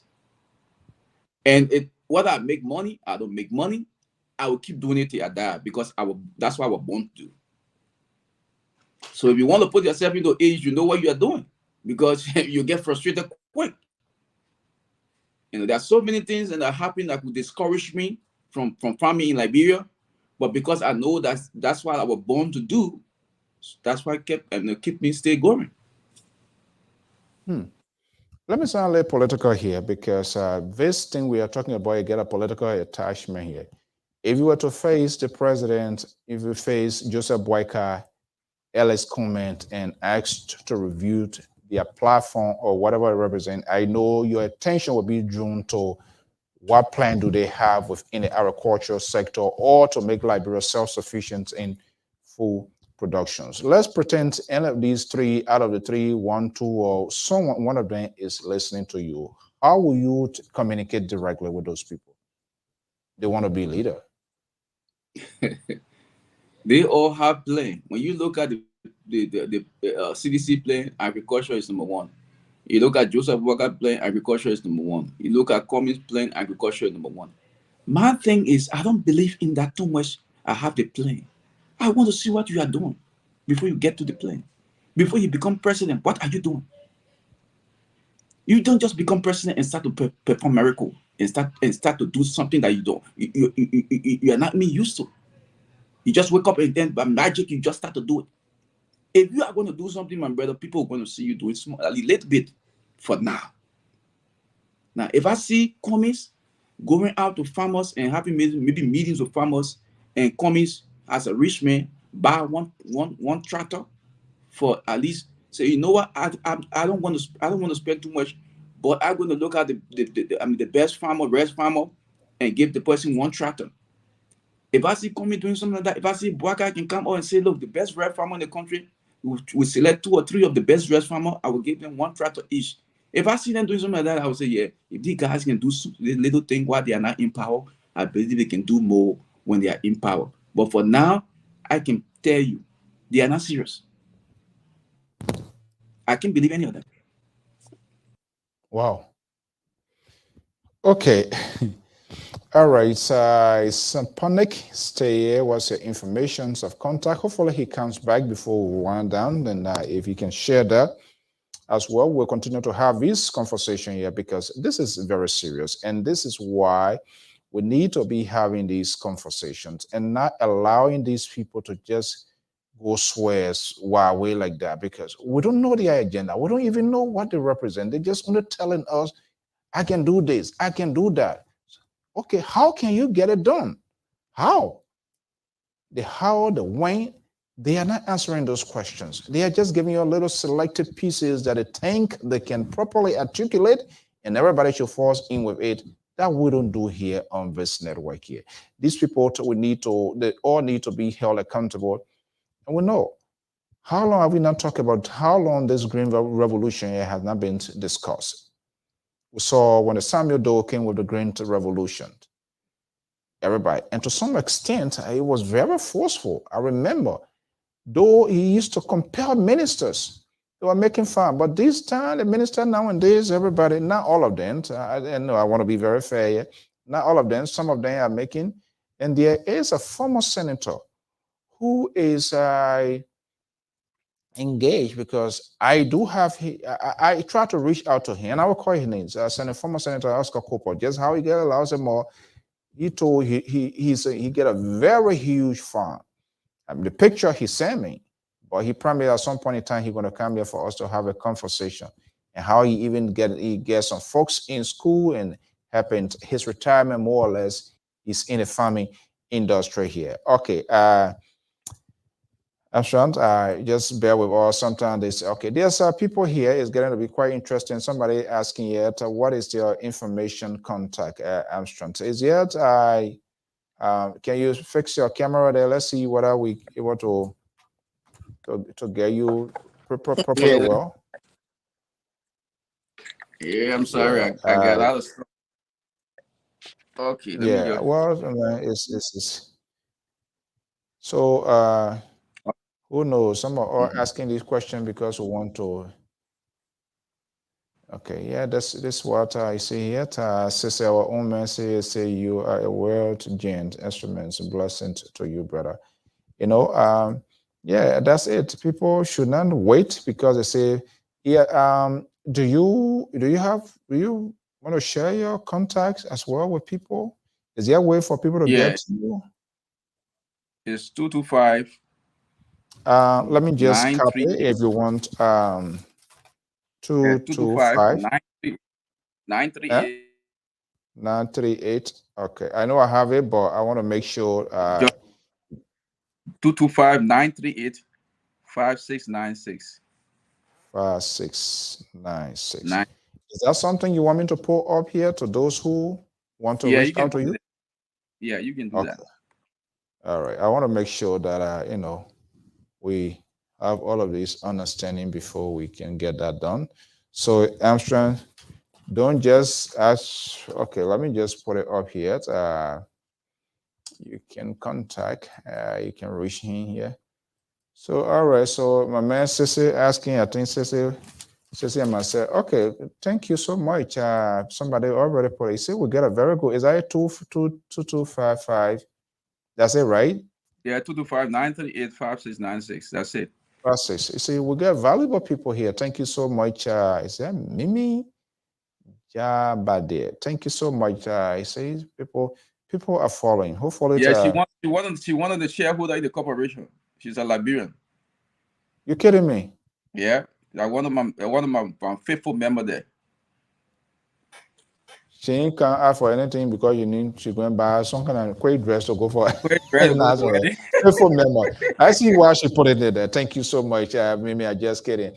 And that's why I think we need to build, we need to have restore confidence in our people here. And I think your story is extraordinary in the sense that you don't care what's going to be the outcome, what you are doing, you just play your part. You don't know those people, you just talk to them and just say, hey, you do this here. And so far, so good, you're playing out. And I think that's where it comes to putting system, having a system in place. If you have a system in place and you stick by your principle and nothing compromises it, you not factor in sympathy with administrative work, then if you put in sympathy with administration, and then that's where the problem comes from. You do it one, two times, one, then you can't do it. Say, well, people got to learn a hard way. You fire them, that's it. They go, and then they go find different job. Sometimes when I fire them, I feel so bad and I'm sad, but I got to do it. I got to do it for the others. But the more interesting thing, I hope nobody hearing me. For you to say you fire your, you fire the madam. They say no, they were there. So, but that's it. That country there, that country called Liberia, and not just only in the country we here. Sometimes it's so difficult. You go even manage people program when they ask you to be a conductor. Everybody going to have their list here. Other people will come, they think they must have some sort of immunity, and there is just no system. You try to do it, people will not just some kind of way the way, people there, overnight scientists, they try to find some kind of way to honor system. It's not with me.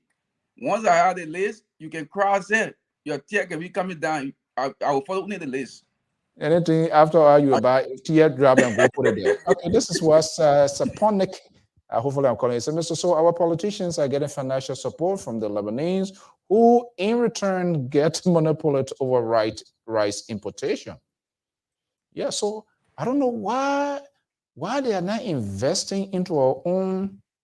If you even go to Ghana, you go to Ivory Coast, and this is where we are not holding our national leaders accountable. And people, their own people are not holding them accountable. They are back in the end. We just have to insert this part because at the end of the day, these people get there and they don't do it. Then we come back here, oh, knowing what I know, I thought we should have asked all of these questions, and we didn't do that. But I the think we're going to thing be is, somebody say, look, I got plan for agriculture. I'm going to make sure that we grow food in the country. But the person who's telling you the thing is a political leader, but he can't see nothing he's doing. And you believe that? For me, I'm sure I don't believe that kind of thing. I don't believe commies. I don't believe Boaka. I don't believe President Ware. I don't believe none of them. Because if you when want you me to believe be, in we are before then. yes, before. Because How you got to that point? And this is where the problem is. Did you ask all of the questions needed to be asked, answering before you got to that? The thing here is that I've been out of Liberia for long. I don't know all these people. Them I grew up here in the South, in Louisiana. I went to all white college. All my friends are white boys. I don't get even one black friend. The man who taught me business is a Jewish man. He and his wife, they took me, and placed with me in the Jewish system, So that's just how I think. So when I saw all those things, I started to read how the man went back to college to get his master's degree, and he used to visit our people when they're at the refugee camp and all that kind of stuff. So I said, yeah, at least this guy, he looked better because he cared about the people. And that's how I make my decision based on the information I provided to me. But when I saw that things were not going right, I just pulled back and said, you know what? This politics thing, I don't think I need to be involved in it because I see that all our politicians are the same. They only talk, but when it comes to doing what is necessary for the people, they don't do it. So I was frustrated and say, you know what? Let me just focus on growing food for the people so that people can have something to eat and the youth can have jobs. So that's my focus. When it comes to all the political parties, I don't see any of them that serious. So I don't want to be part of that. So like my colleague was talking about share, I'm a guy who also like to take risk because nothing is guaranteed in life. All of the things that we do, we don't know where Not but you have to confide in. So let's talk a little bit here right. before we go. So before somebody call you, I don't like for people to waste my time because sometimes it gives people a heads up, let them think over it, sleep over it before place a call. You have a lot to do. You don't want just any kind of right. Say Babati call can because somebody want to call. No, but the call must have a substance and they must get a heads up. And I'm going to use myself as a case study. Afonso wants to be a shareholder in Armstrong by business. What is the start of any documentation, anything that I need to know, or you want to take on the general level, that is okay. What does one needs to know to get started? All right, we get the partnership agreement form that we send to you, and then you're gonna read it, you understand it, and if you know that's something you want to be part of, then you call me and say, Armstrong, I read the form. I see that there's something good, there's something I want to be part of, and then we sign it and notarize it. You have your copy, we have our copy on file, and then we tell you that you have to start your deal, which is $200 per month for 1 year, 6 months. And then you're a lifetime partner. That's how simple we make it because we know that our people don't have money. And so therefore we just try to do it the way we can so that at least we can raise some money to that's the minimum. Yeah, that's the maximum. That's a maximum. Yeah. Yeah. But there are people who will come and say, you know what, I want to buy share in the corporation. I see that you need tractors, I see you need all the equipment, you need a big warehouse, you need a very good modern rice mill to mill the rice to have the same kind of powerball rice that the people are importing. There are people with money who can come in. They're going to have bigger share than others because they bring in the money. No. And this is very much important because some of us will kick the can down the road before. We may or something because we Liberian as a whole, including myself, generally, we do not believe in taking risk. I tell you, my former co-worker, when this whole Facebook thing started, it started some kind of funny way. People who really follow the story. It's the same thing, just what you are talking about. People are buying. People will do them. Oh, but The guy right now, I don't want to if I talk say I've one cry for myself. Why I didn't why I didn't join with him? Why I didn't follow his advice? And that was a white guy, Jewish guy too, as well. Yeah. I'm telling you, little or nothing this guy invested into that Facebook. When Facebook became explosive, his return. Guess what? Yeah. He's smoking cigar now. Maybe I never smoked before. Who knows? Maybe if I join him, then my message then everybody then maybe LPR now you're going to be on the board. You know, we do not believe in taking. We are impatient. We are intolerant. We do not believe in taking risks. Nothing. Our people, they are not patient. They don't take risks. And we started the thing. I started with 3 acres. We want quick thing. It will happen instantly, and that's how we can crush. And I started with 3 acre of land. From 3 acre, we went to 5 acre. From 5 acre, we went to 300 acres. It's man. Yeah. They teach all that. They man, you know, teacher them follow plenty of questions. Or they man asking, is he selling membership or share? What is the benefit of a membership? So, how long? No, when I say member, I mean those shareholders and partners, and we all do it together. That's what I'm talking about. That's what we call it. Roof. We want quick fix. The quick fix, and it can crush people. So let me ask this other question here. Yes, I was saying. Let me complete what I was saying. Okay. We started with our people don't have patience. They want everything to happen overnight, quick. We started with 3 acres. In Mangibi, we went to Bon County, 5 acres. We went to Nima, 300 acres. We went to Basel, 1,300 acres. We went to Maryland, 20,000 acres. 20,000 acres. That's a good acceleration. So you see, I keep telling Liberians that what we are doing here is a multi-billion-dollar corporation we are about to build. It would take maybe 7 to 10 years. But it's a multi-billion-dollar corporation where we'll be raising chicken, goats, cows, and crawfish, shrimp, crabs, all the things in Liberia. We'll have cold storage, we'll have factories, we'll be packaging goods from Liberia, shipping it to other nations. But our people don't see these things. You see, but now some of their eyes are opening. They say, wait a minute, this guy is serious. Look, that the corporation is picking up now. I can tell you, my brother, the little money they invested today, that's what some of them tomorrow they will live on. That's what their children will live on, their grandchildren will live on. The little money is not going to make some of them successful for tomorrow. But our people don't see these things. When I'm telling them, this thing will take some time, but this thing will take care of you tomorrow. It will take care of your children and grandchildren. Because we are building a corporation that will supply Africa, Europe, America. Our produce will be growing. The crops they eat will grow in Liberia and ship it to them. Put on a plane and ship it to them. On the ship and ship it to them. We're going to turn it around. Instead of food coming from them, we will be sending them food. Yeah. I'm telling you, I'm not saying they say, I am using myself. The guy, his last name is Oakley. He's a white guy. When the whole thing started with his Facebook, told me, Afonso, he was very open.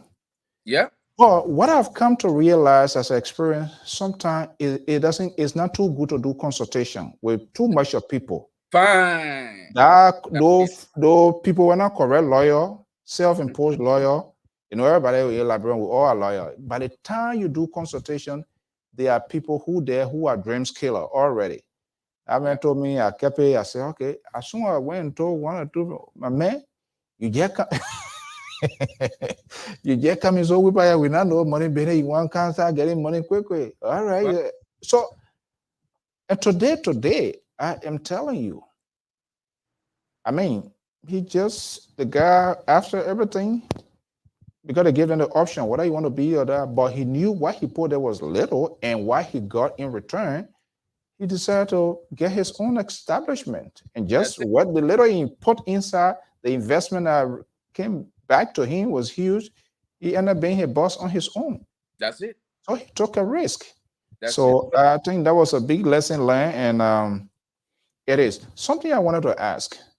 Now, those places you go in, do you buy those land or they give it? Say I get or Sissy, my man Sissy, man from Lofa, they get BB Fund and say Sissy get almost 1,000 acres. And how can that? Oh my goodness! Yeah, all I'm right. here. Okay, so somebody get like a certain portion of a land. I say, okay, but Armstrong, this is what I have here. How can you get into a venture with that person? Not necessarily cash, but they already have the land too as well to invest in that land. Do you have any sort of terms and agreement with that too as well, or how do you go about do? How you got those? How you get these land from these various countries? Let me explain this to you, my brother. You see, the thing they call wisdom, it comes from God. When God gave you wisdom, things become easy for you. I'm not a greedy man, and that's what helping me. I go to the village, I get all the elders. I gather all the elders, the chiefs, the people of the village. I say, "You're giving your land." We make the document. They get the share, the corporation get the share. The people are happy, we are happy. That's how it works. That's how you see me getting all the land. We hire your children will have job. You have certain percentage from everything we grow. And we, the corporation, will have our own percentage. Everybody happy.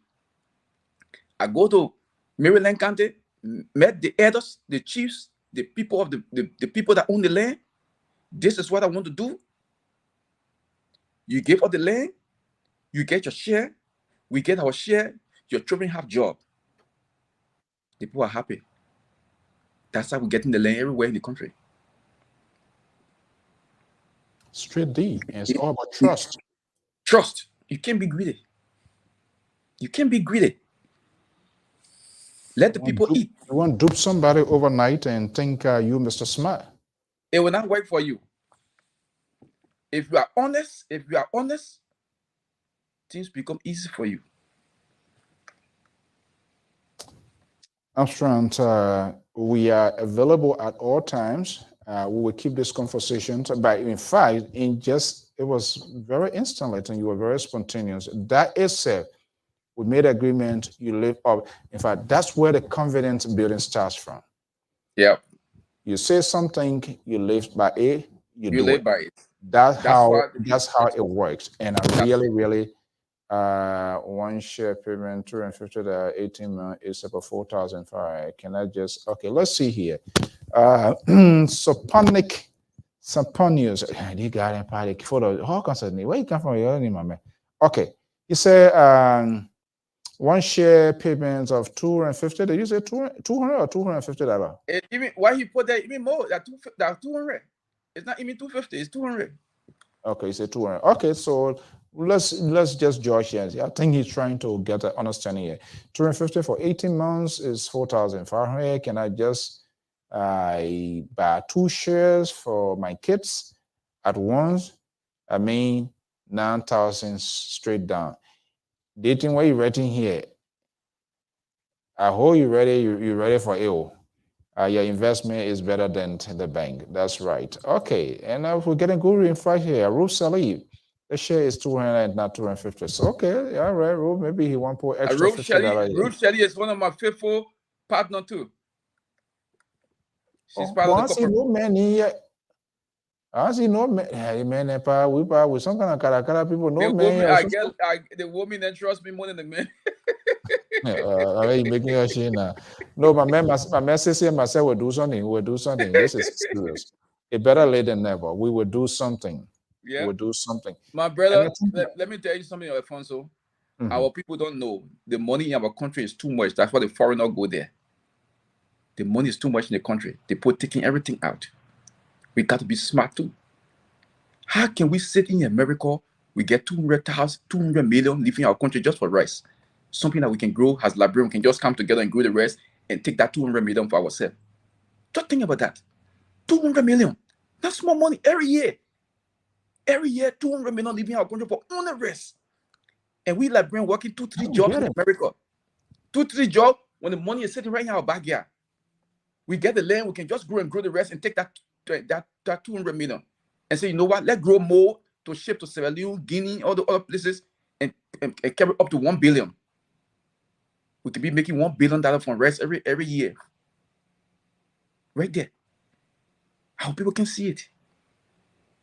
And that's the sun that been sinking. The money in our country.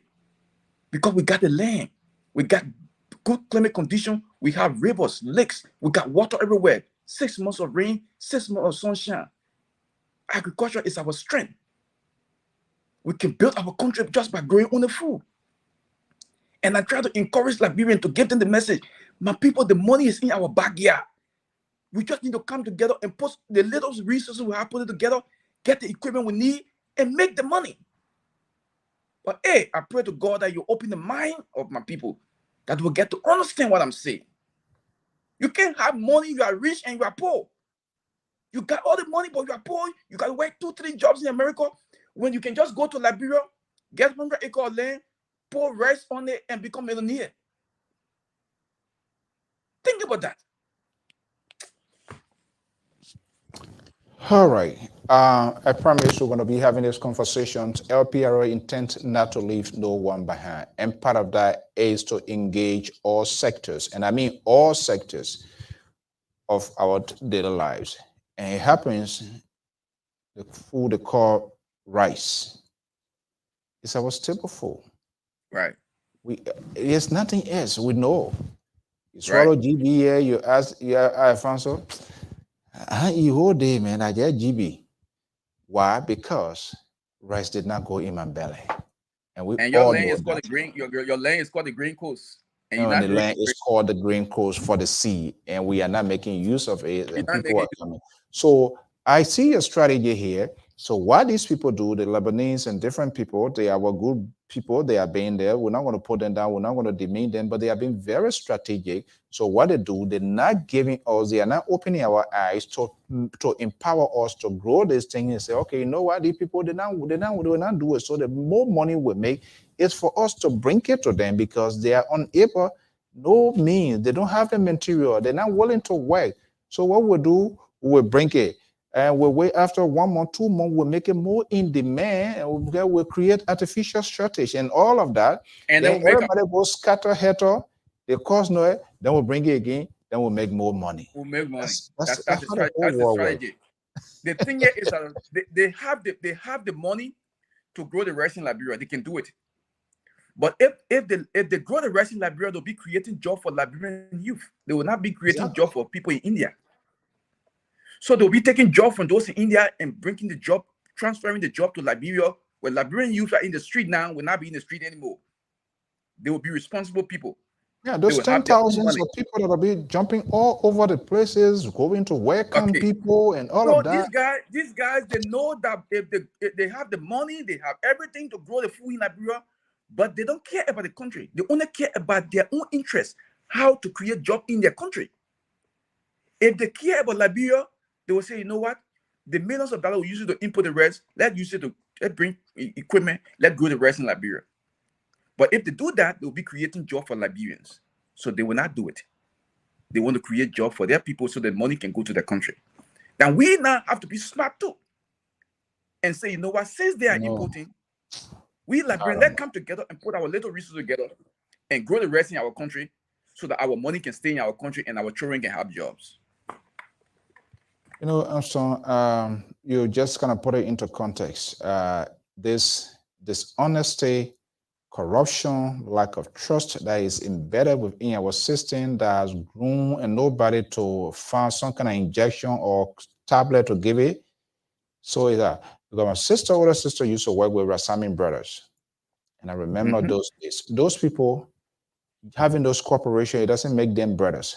Different family people, different people put together. No, they're not related. And form a corporation. But our people here, it's just so hard because of other people's past experiences. By the time you, Alfonso, talk something, as soon as you turn back, Alfonso starts strategizing how to dupe you. And all of these things creates a cloud into people connecting with people with those sort of huge apprehension. Am I doing the right thing? Am I hooking up with the right person? But we can't give up. As long as we are alive, we will continue to take these risks. My And brother, I will fight, and I will fight to make a difference. I will make Liberians to know that not all Liberians are dishonest. I will make right. Liberians to understand there are still honest Liberians. There are still Liberians that are honest. And if we can unite and work together, we can secure a better future for our children. We can have our own businesses in Liberia than to come to Europe, America, and just be working 2-3 jobs and killing ourselves when the money is wrecking our country and the foreigners are going there and taking the money. If you travel to Liberia today, majority of the banks in Liberia are owned by foreigners. Foreigners input the food we eat. Even the same. Sorry, hold on 1 second. Even our own country saying, I was saying, foreigner man, I was saying, instead of other people can build our home. Our rocks, crushed rock, without the old man that used to sell by the wayside to make some money and send the children to school, foreigner take charge. They sell crushed rock before we can build our home. Even the deck you use to fill the foundation when you are building your home, foreigners are in charge. Our gold, foreigners are in all the bushes, money our gold. Our diamond, foreigners are money our diamond. Everything in our country has fallen into the hands of foreigners. Who are we? How can a group of people just sit and people come from the country and just take over your country? Taking all your money out. Can you go to Ghana and go in the bush in Ghana and go man gold? They will kill you. Even to sell at the local market in Ghana, our market will be not allowed to sell at the local market. Can you go to Lebanon and go sell without market in Lebanon? They will allow you. Can you go to India? They allow you to do what they're doing in our country? All these people you see at the treat when we go to the country. But when they come to our country, we just give them so much freedom that they abuse us in our own country. The time has come that we Liberians must rise. We must forget about tribalism, party affiliation. We must forget about Congo fascinated. We are all Liberians. The time has come that we must unite and take what rightfully belongs to us. We must have a share of our economy. We can sit and foreigners take over everything. We can establish our own bank. We can grow our own food. While the foreigners are importing the food, we should be growing the food. The time has come. And I know it's going to take some time, but I will fight until Liberia can belong to Liberians. All right. Armstrong, I want to thank you so much for taking your time off this Sunday. I know we have a conversation behind the scenes. Let us know, we'll do everything possible we can to blow this trumpet. That somebody, it will clean somebody's works in the ear, and it will go down well with people. And hopefully, and that's a good thing. It's good to be trusted, yeah? People who are already part of your stuff, some of them, if you were some kind of Karakara man, I've not seen any bad tweet coming in here. They're going to say, oh, you're the person that has something bad to say about me is somebody who invests and they want to stay in your wedding, or they want to pay the rent and say they want their money back. That's the only thing we hear about Armstrong. Nothing else. You will never hear anything negative about me. That's all you're going to hear. Nothing. I have put my life into the thing. We got to have something in our country. Enough is enough. We can be working abroad, scaring ourselves when foreigners are in our country, everything. No, listen, it is not wrong for foreigners to live in our country. It is not wrong for them to do business in our country. Mm-hmm. Yes, we should allow that. But it is wrong for us to set for them to dominate. That's what's wrong. You cannot allow people to come out and dominate in your country. You have to be in charge because you have children, you have grandchildren, and they have future. Therefore, you got to be in charge of your economy. Foreigners can live in your country and do business, but the people of the country must be in charge of the economy so that our money can stay in our country, so our country can develop, so our children can have jobs. That's what I'm saying. I'm not against foreigners living in Liberia and doing business in Liberia. I'm going to say, as Liberians, we have to rise and own our own stuff in our country. Yes. Okay. Well, Armstrong, I want to thank you so much for your time this evening. I see your resilience. your strength, the passion, your willingness to get things done.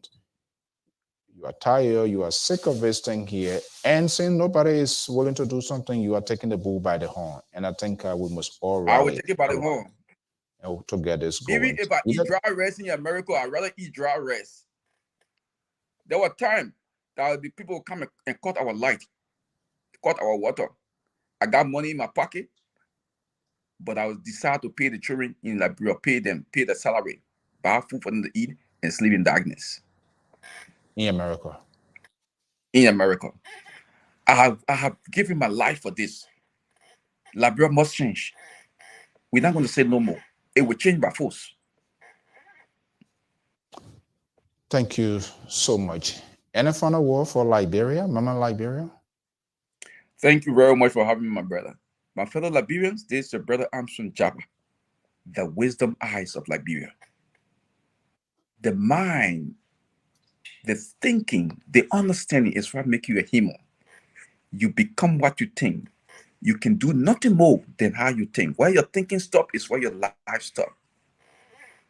The time has come that we need to unite.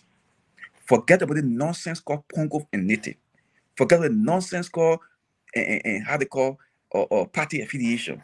I belong to the party, I belong to the party, and you're insulting one another for the stupid politicians. Forget about those things. Forget about which country you came from, your tribalism. We are all Liberians, we are one. We must unite, establish our own businesses to compete with foreigners in our country so that we can secure a better future for the next generation, our children. If we don't do it now and we are gone, our children will be security for foreigners. They'll be horse girls for foreigners. Our girls will be prostitutes for them. Our children will be without hope. Our people will not be able to afford to live in our cities. They will have to move back into the interior part of the country because the good part of the land will belong to foreigners. We got to wake up. We got to rise. We got to unite. We got to take back what rightfully belongs to us. Liberia belongs to Liberians. And the only way to take back our country is to establish our own businesses, to have a share of our economy. And the only way we can do it is to unite. I'm calling on all Liberians to join Agricultural Liberia.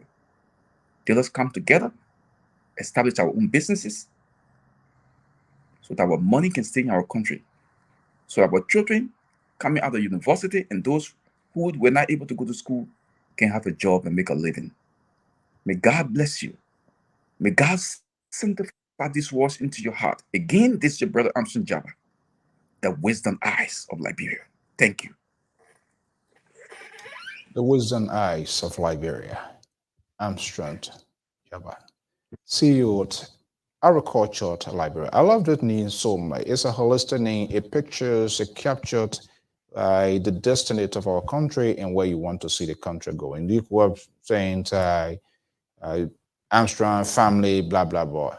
No. Agriculture Liberia. The longevity of this institution, I can see it. My dear brother, thank you for sharing those wisdoms with us. Hope to have you at any time, any hours. Let us know. And like I said, anything you want to do public relations wise to get the message up, let us know at no cost. That's our contribution to having civil conversation on this network. It was what a great Sunday today. Guess what? Since the year I just went to church, I managed to go to church today. So it was a timing thing for us to have this conversation here. Thank you so much for this beautiful Sunday. Okay. All right. Well, folks, that's it.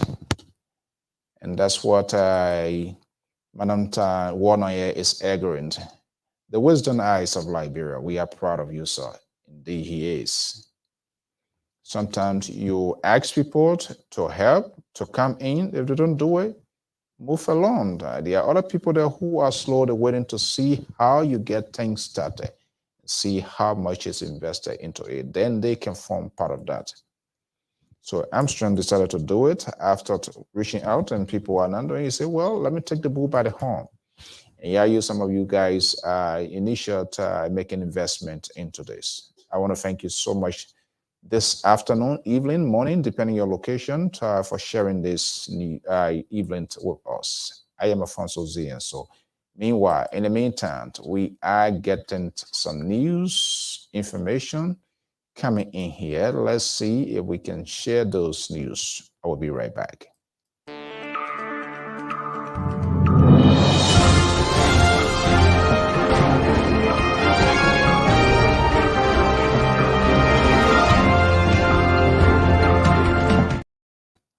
We are now getting information from inside Liberia. Sources, officials, some other officials are telling us with the Ministry of Foreign Affairs that the potential meeting is underway right here in the U.S. You can recall recently the government of the Republic of Liberia calls for the closures of the consulate in Minneapolis, Minnesota.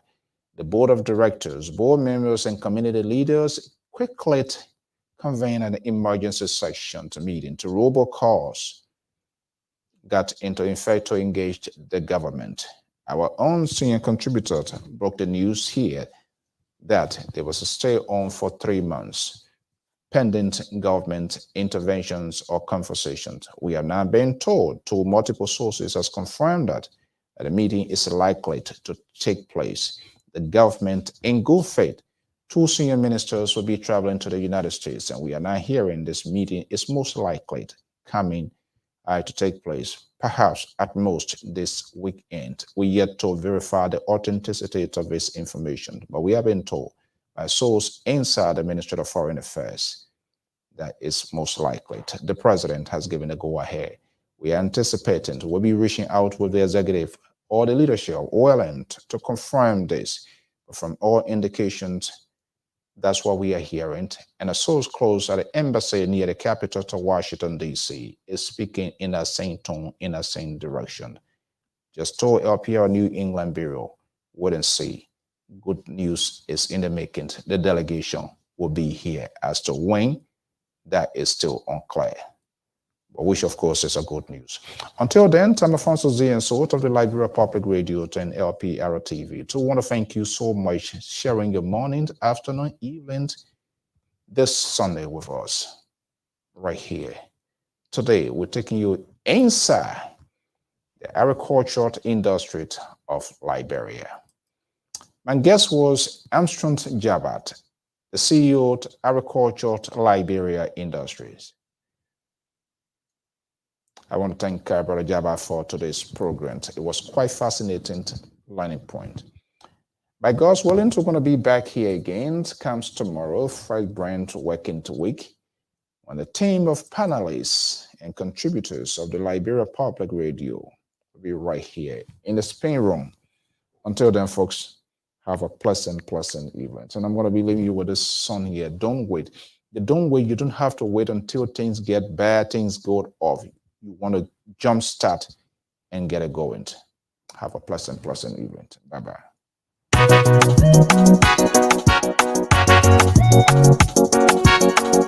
DJ Square Production Classic today. Oh, don't wait. Don't wait. Don't wait. Don't wait. Oh, yeah, don't wait. Don't wait. Don't wait till I die. Don't wait, yeah. Don't wait. Don't wait, my brother, don't wait. Don't wait. My sister, don't wait. Don't wait. Don't wait till I'm in the hospital, don't wait. Don't wait. I'm dying, don't wait. Don't wait. I need your help, don't wait. Don't wait. Don't wait till I die. Please help me, don't wait. Don't wait. Don't wait, don't wait, don't wait. Don't wait. I need you help me now, don't wait. Don't wait till I die. Don't wait till I die before you help me. If you want to help me right now. Don't wait, though, sister. Don't wait. I said, don't wait. My brethren, don't wait. Don't wait till I die before you help me. I need your help. Help me right now. I'm in the hospital, lying on my sick bed. I just need you to help me one my life, and Jehovah will bless you. Don't wait till I die to rain cast and get my body to the grave. I said don't wait when I die before you praise me. Don't wait when I die to cry for me, man. Oh, don't wait when I die to post my photo.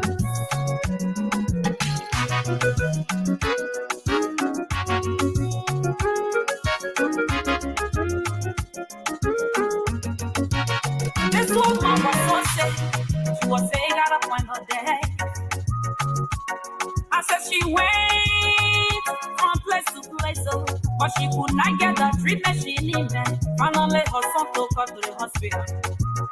And the doctor said they should prefer pound of blood. But this woman could not afford the money. Oh yeah, giving her son could not afford the money. He left the mother at the hospital. He went to family member. He went to Uncle Johnny place. He said, Uncle, my mother is at you. I left my mother at the hospital. And the doctor said, we should bring Papa no blood. Uncle, please help my mother. Uncle, help my mother. Uncle, I beg you, help my mother. Please help my mother. Oh, Uncle, help her before she dies. Johnny looked in her face. He said, my son, I don't have no money, oh. My son, no money, oh. What tell your mama say? I don't have no money, oh. I will see what to do. But next week, my son, no money, oh.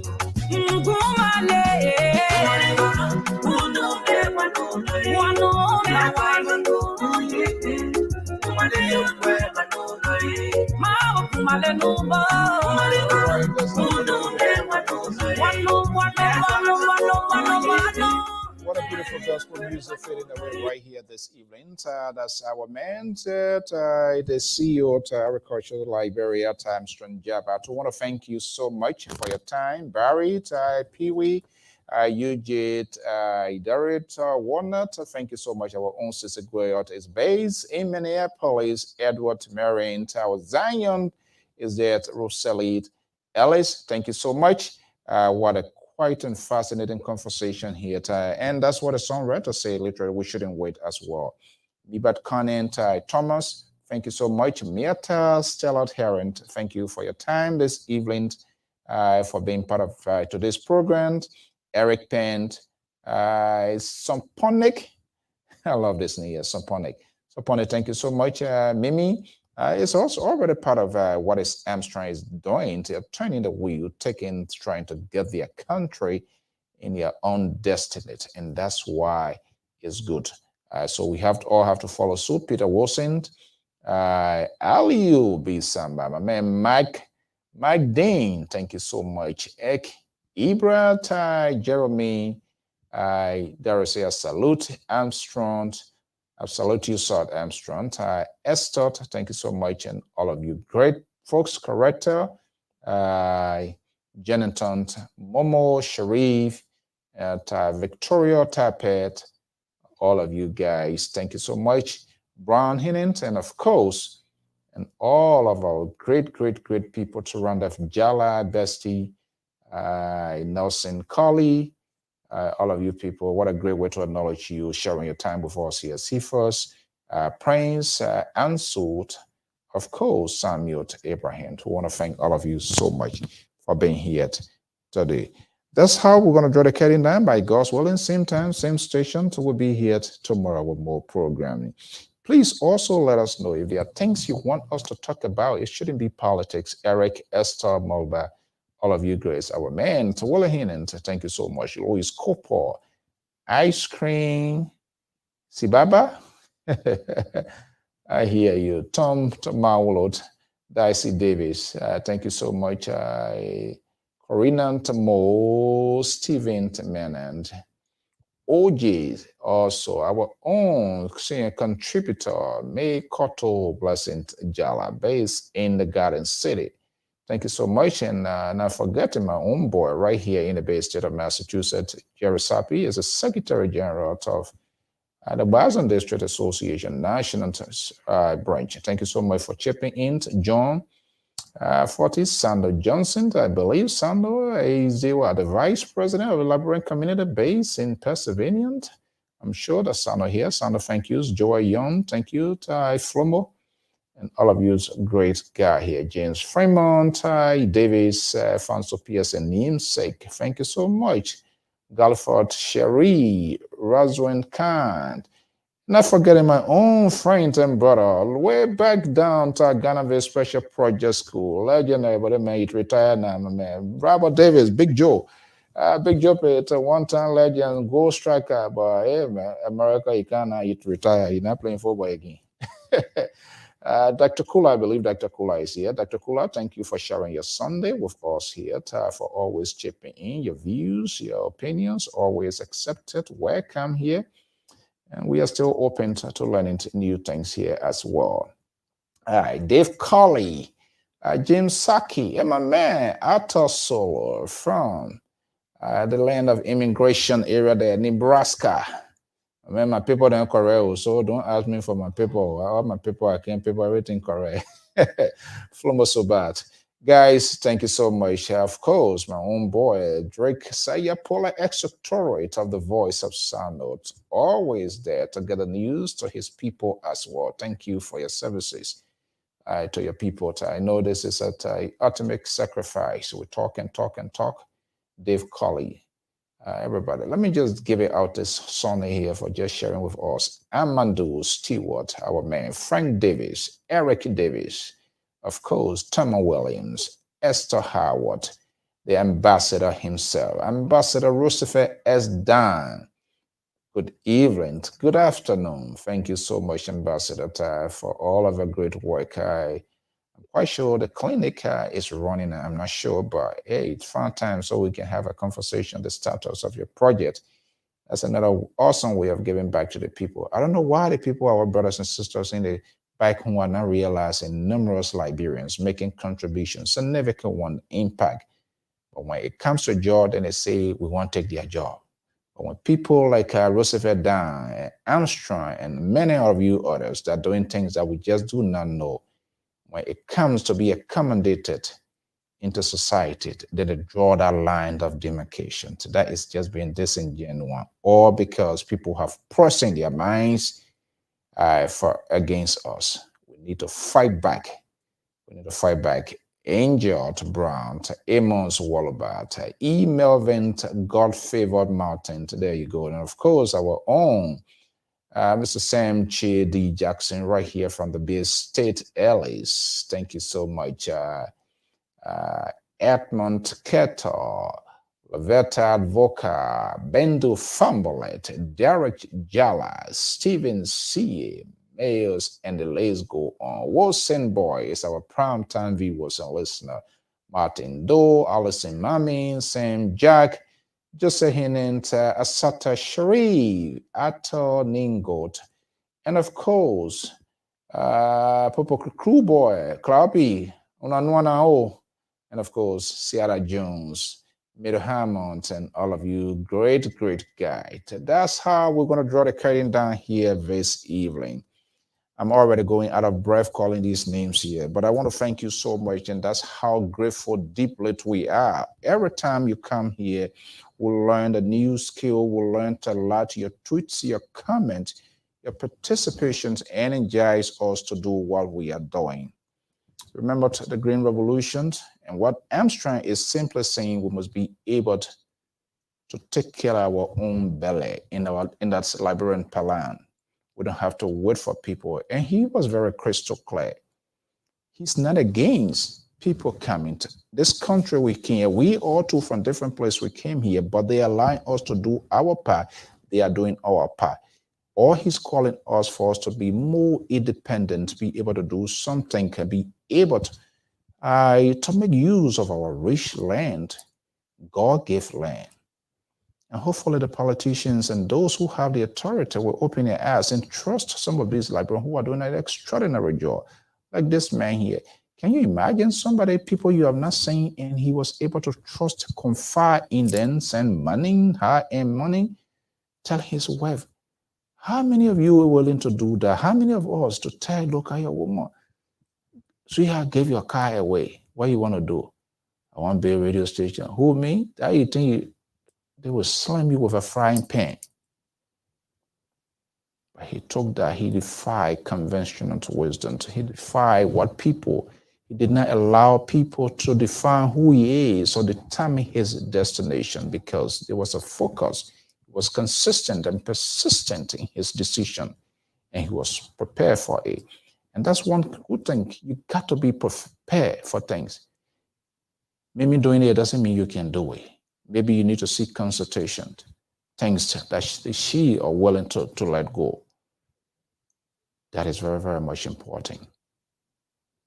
We need to be discussing library in totality, not to cherry pick or what the audience or what people want to hear. And this is why sometimes we tell you why you don't really want to hear. Here's the politicians are there discussing about the economic plan, which has to do with the productivity, how we can feed ourselves, how it can be done differently. I remember those days when Dole came up with that Green Revolution. Every ministers, they were forced. You got to get a farm. You don't get a farm, you fire. Where is it now? So why are we just always people who like to manage crisis when in fact we can manage crisis? So why not prevent this crisis from occurring? I think that's the goal of Armstrong. We all know the fall of the great Soviet Union. The Cold War, because they could not feed themselves, and that's how America today. They were neutralized. We can't even be relying on Cote d'Ivoire. They are good neighbors. They help us. They do everything, but we can't even, it's insufficient to depend on them to provide electricity. What happens when it becomes a rough diplomatic edge with Cote d'Ivoire and Liberia, and they say, we're going to switch you off, then we remain in darkness. That's the danger to be that sort of parasite to live on other people, because they literally regulate and control your activity. And that has to do with national security as well.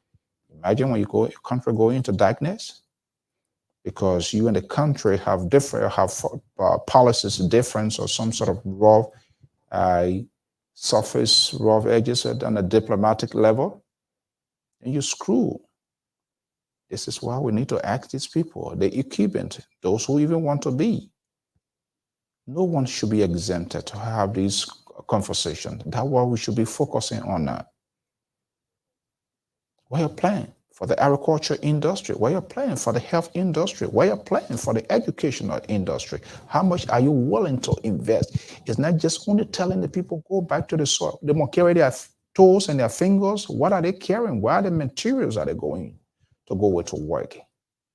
It's not just about saying quality education, quality education. When you're talking about quality educations, and then Sissy and the other folks who are in that professions, who are teachers, they will be asking you, how much are you willing to invest to train teachers?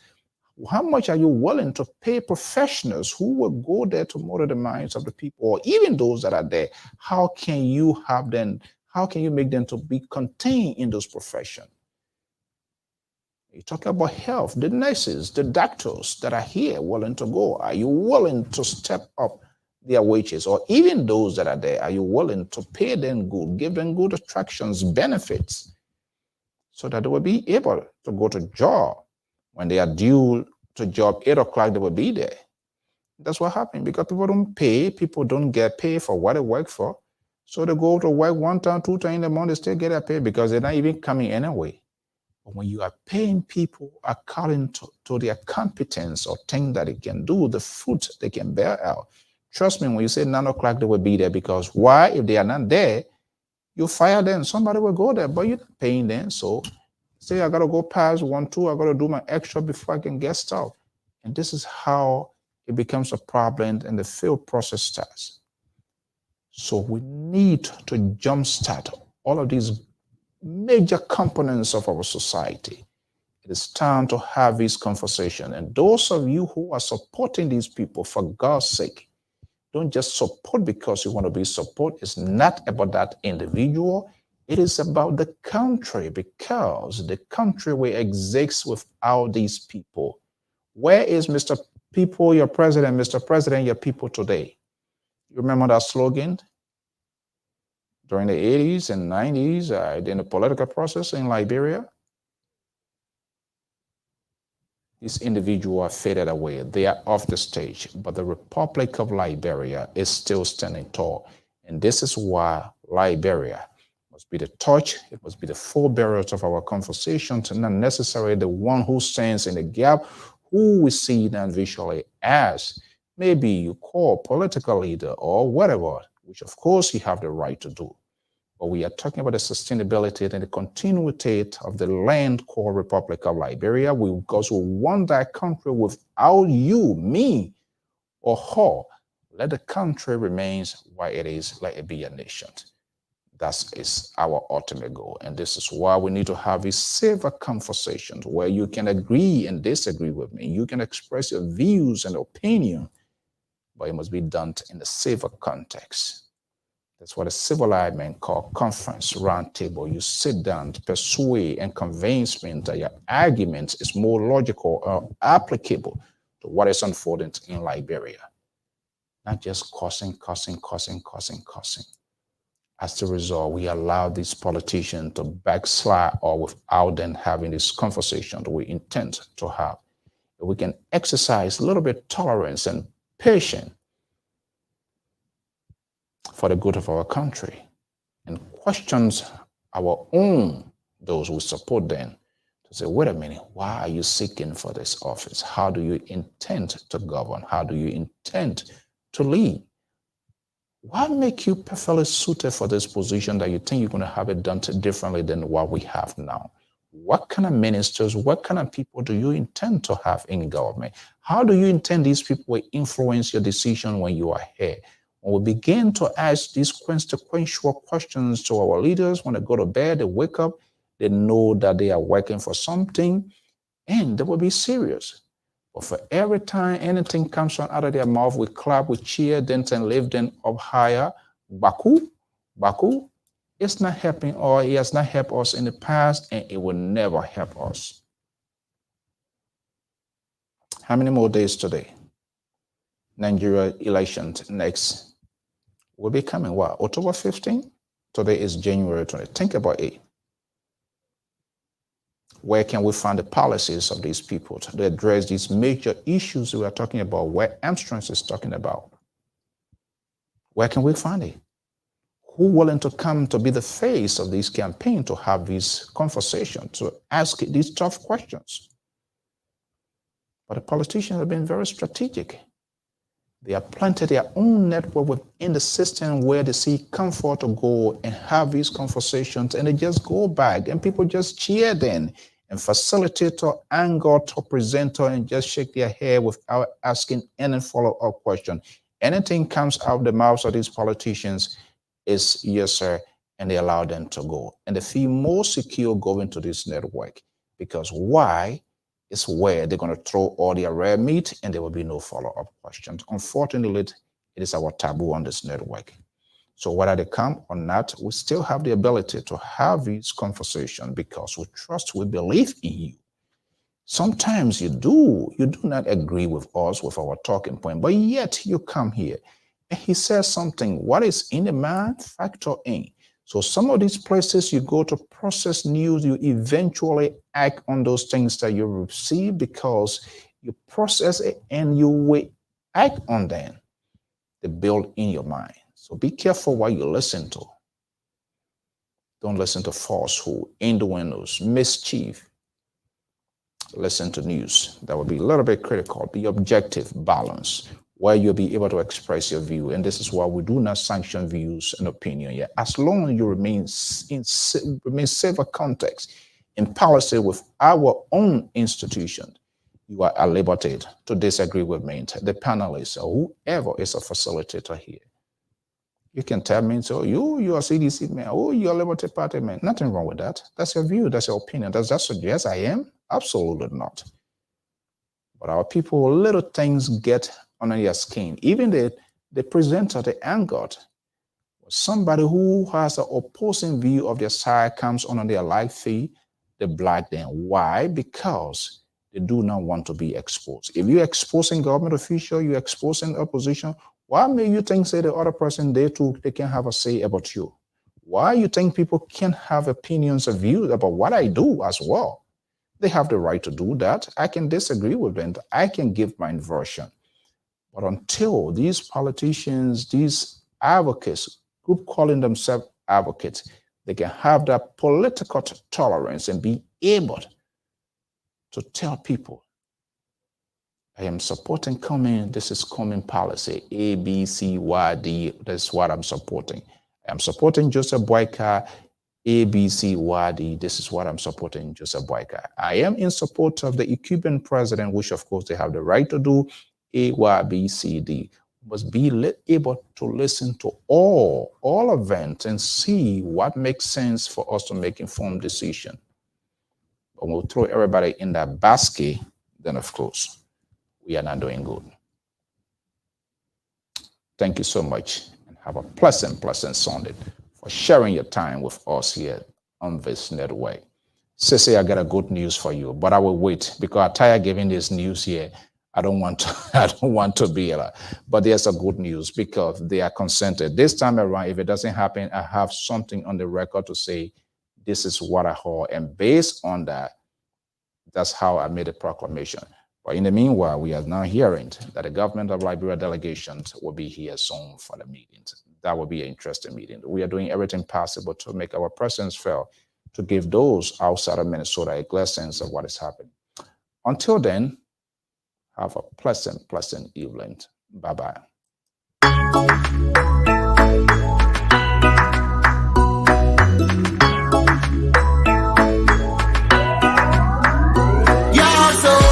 Everybody, everything's going bad. The situation getting worse. Everybody in the country getting mad.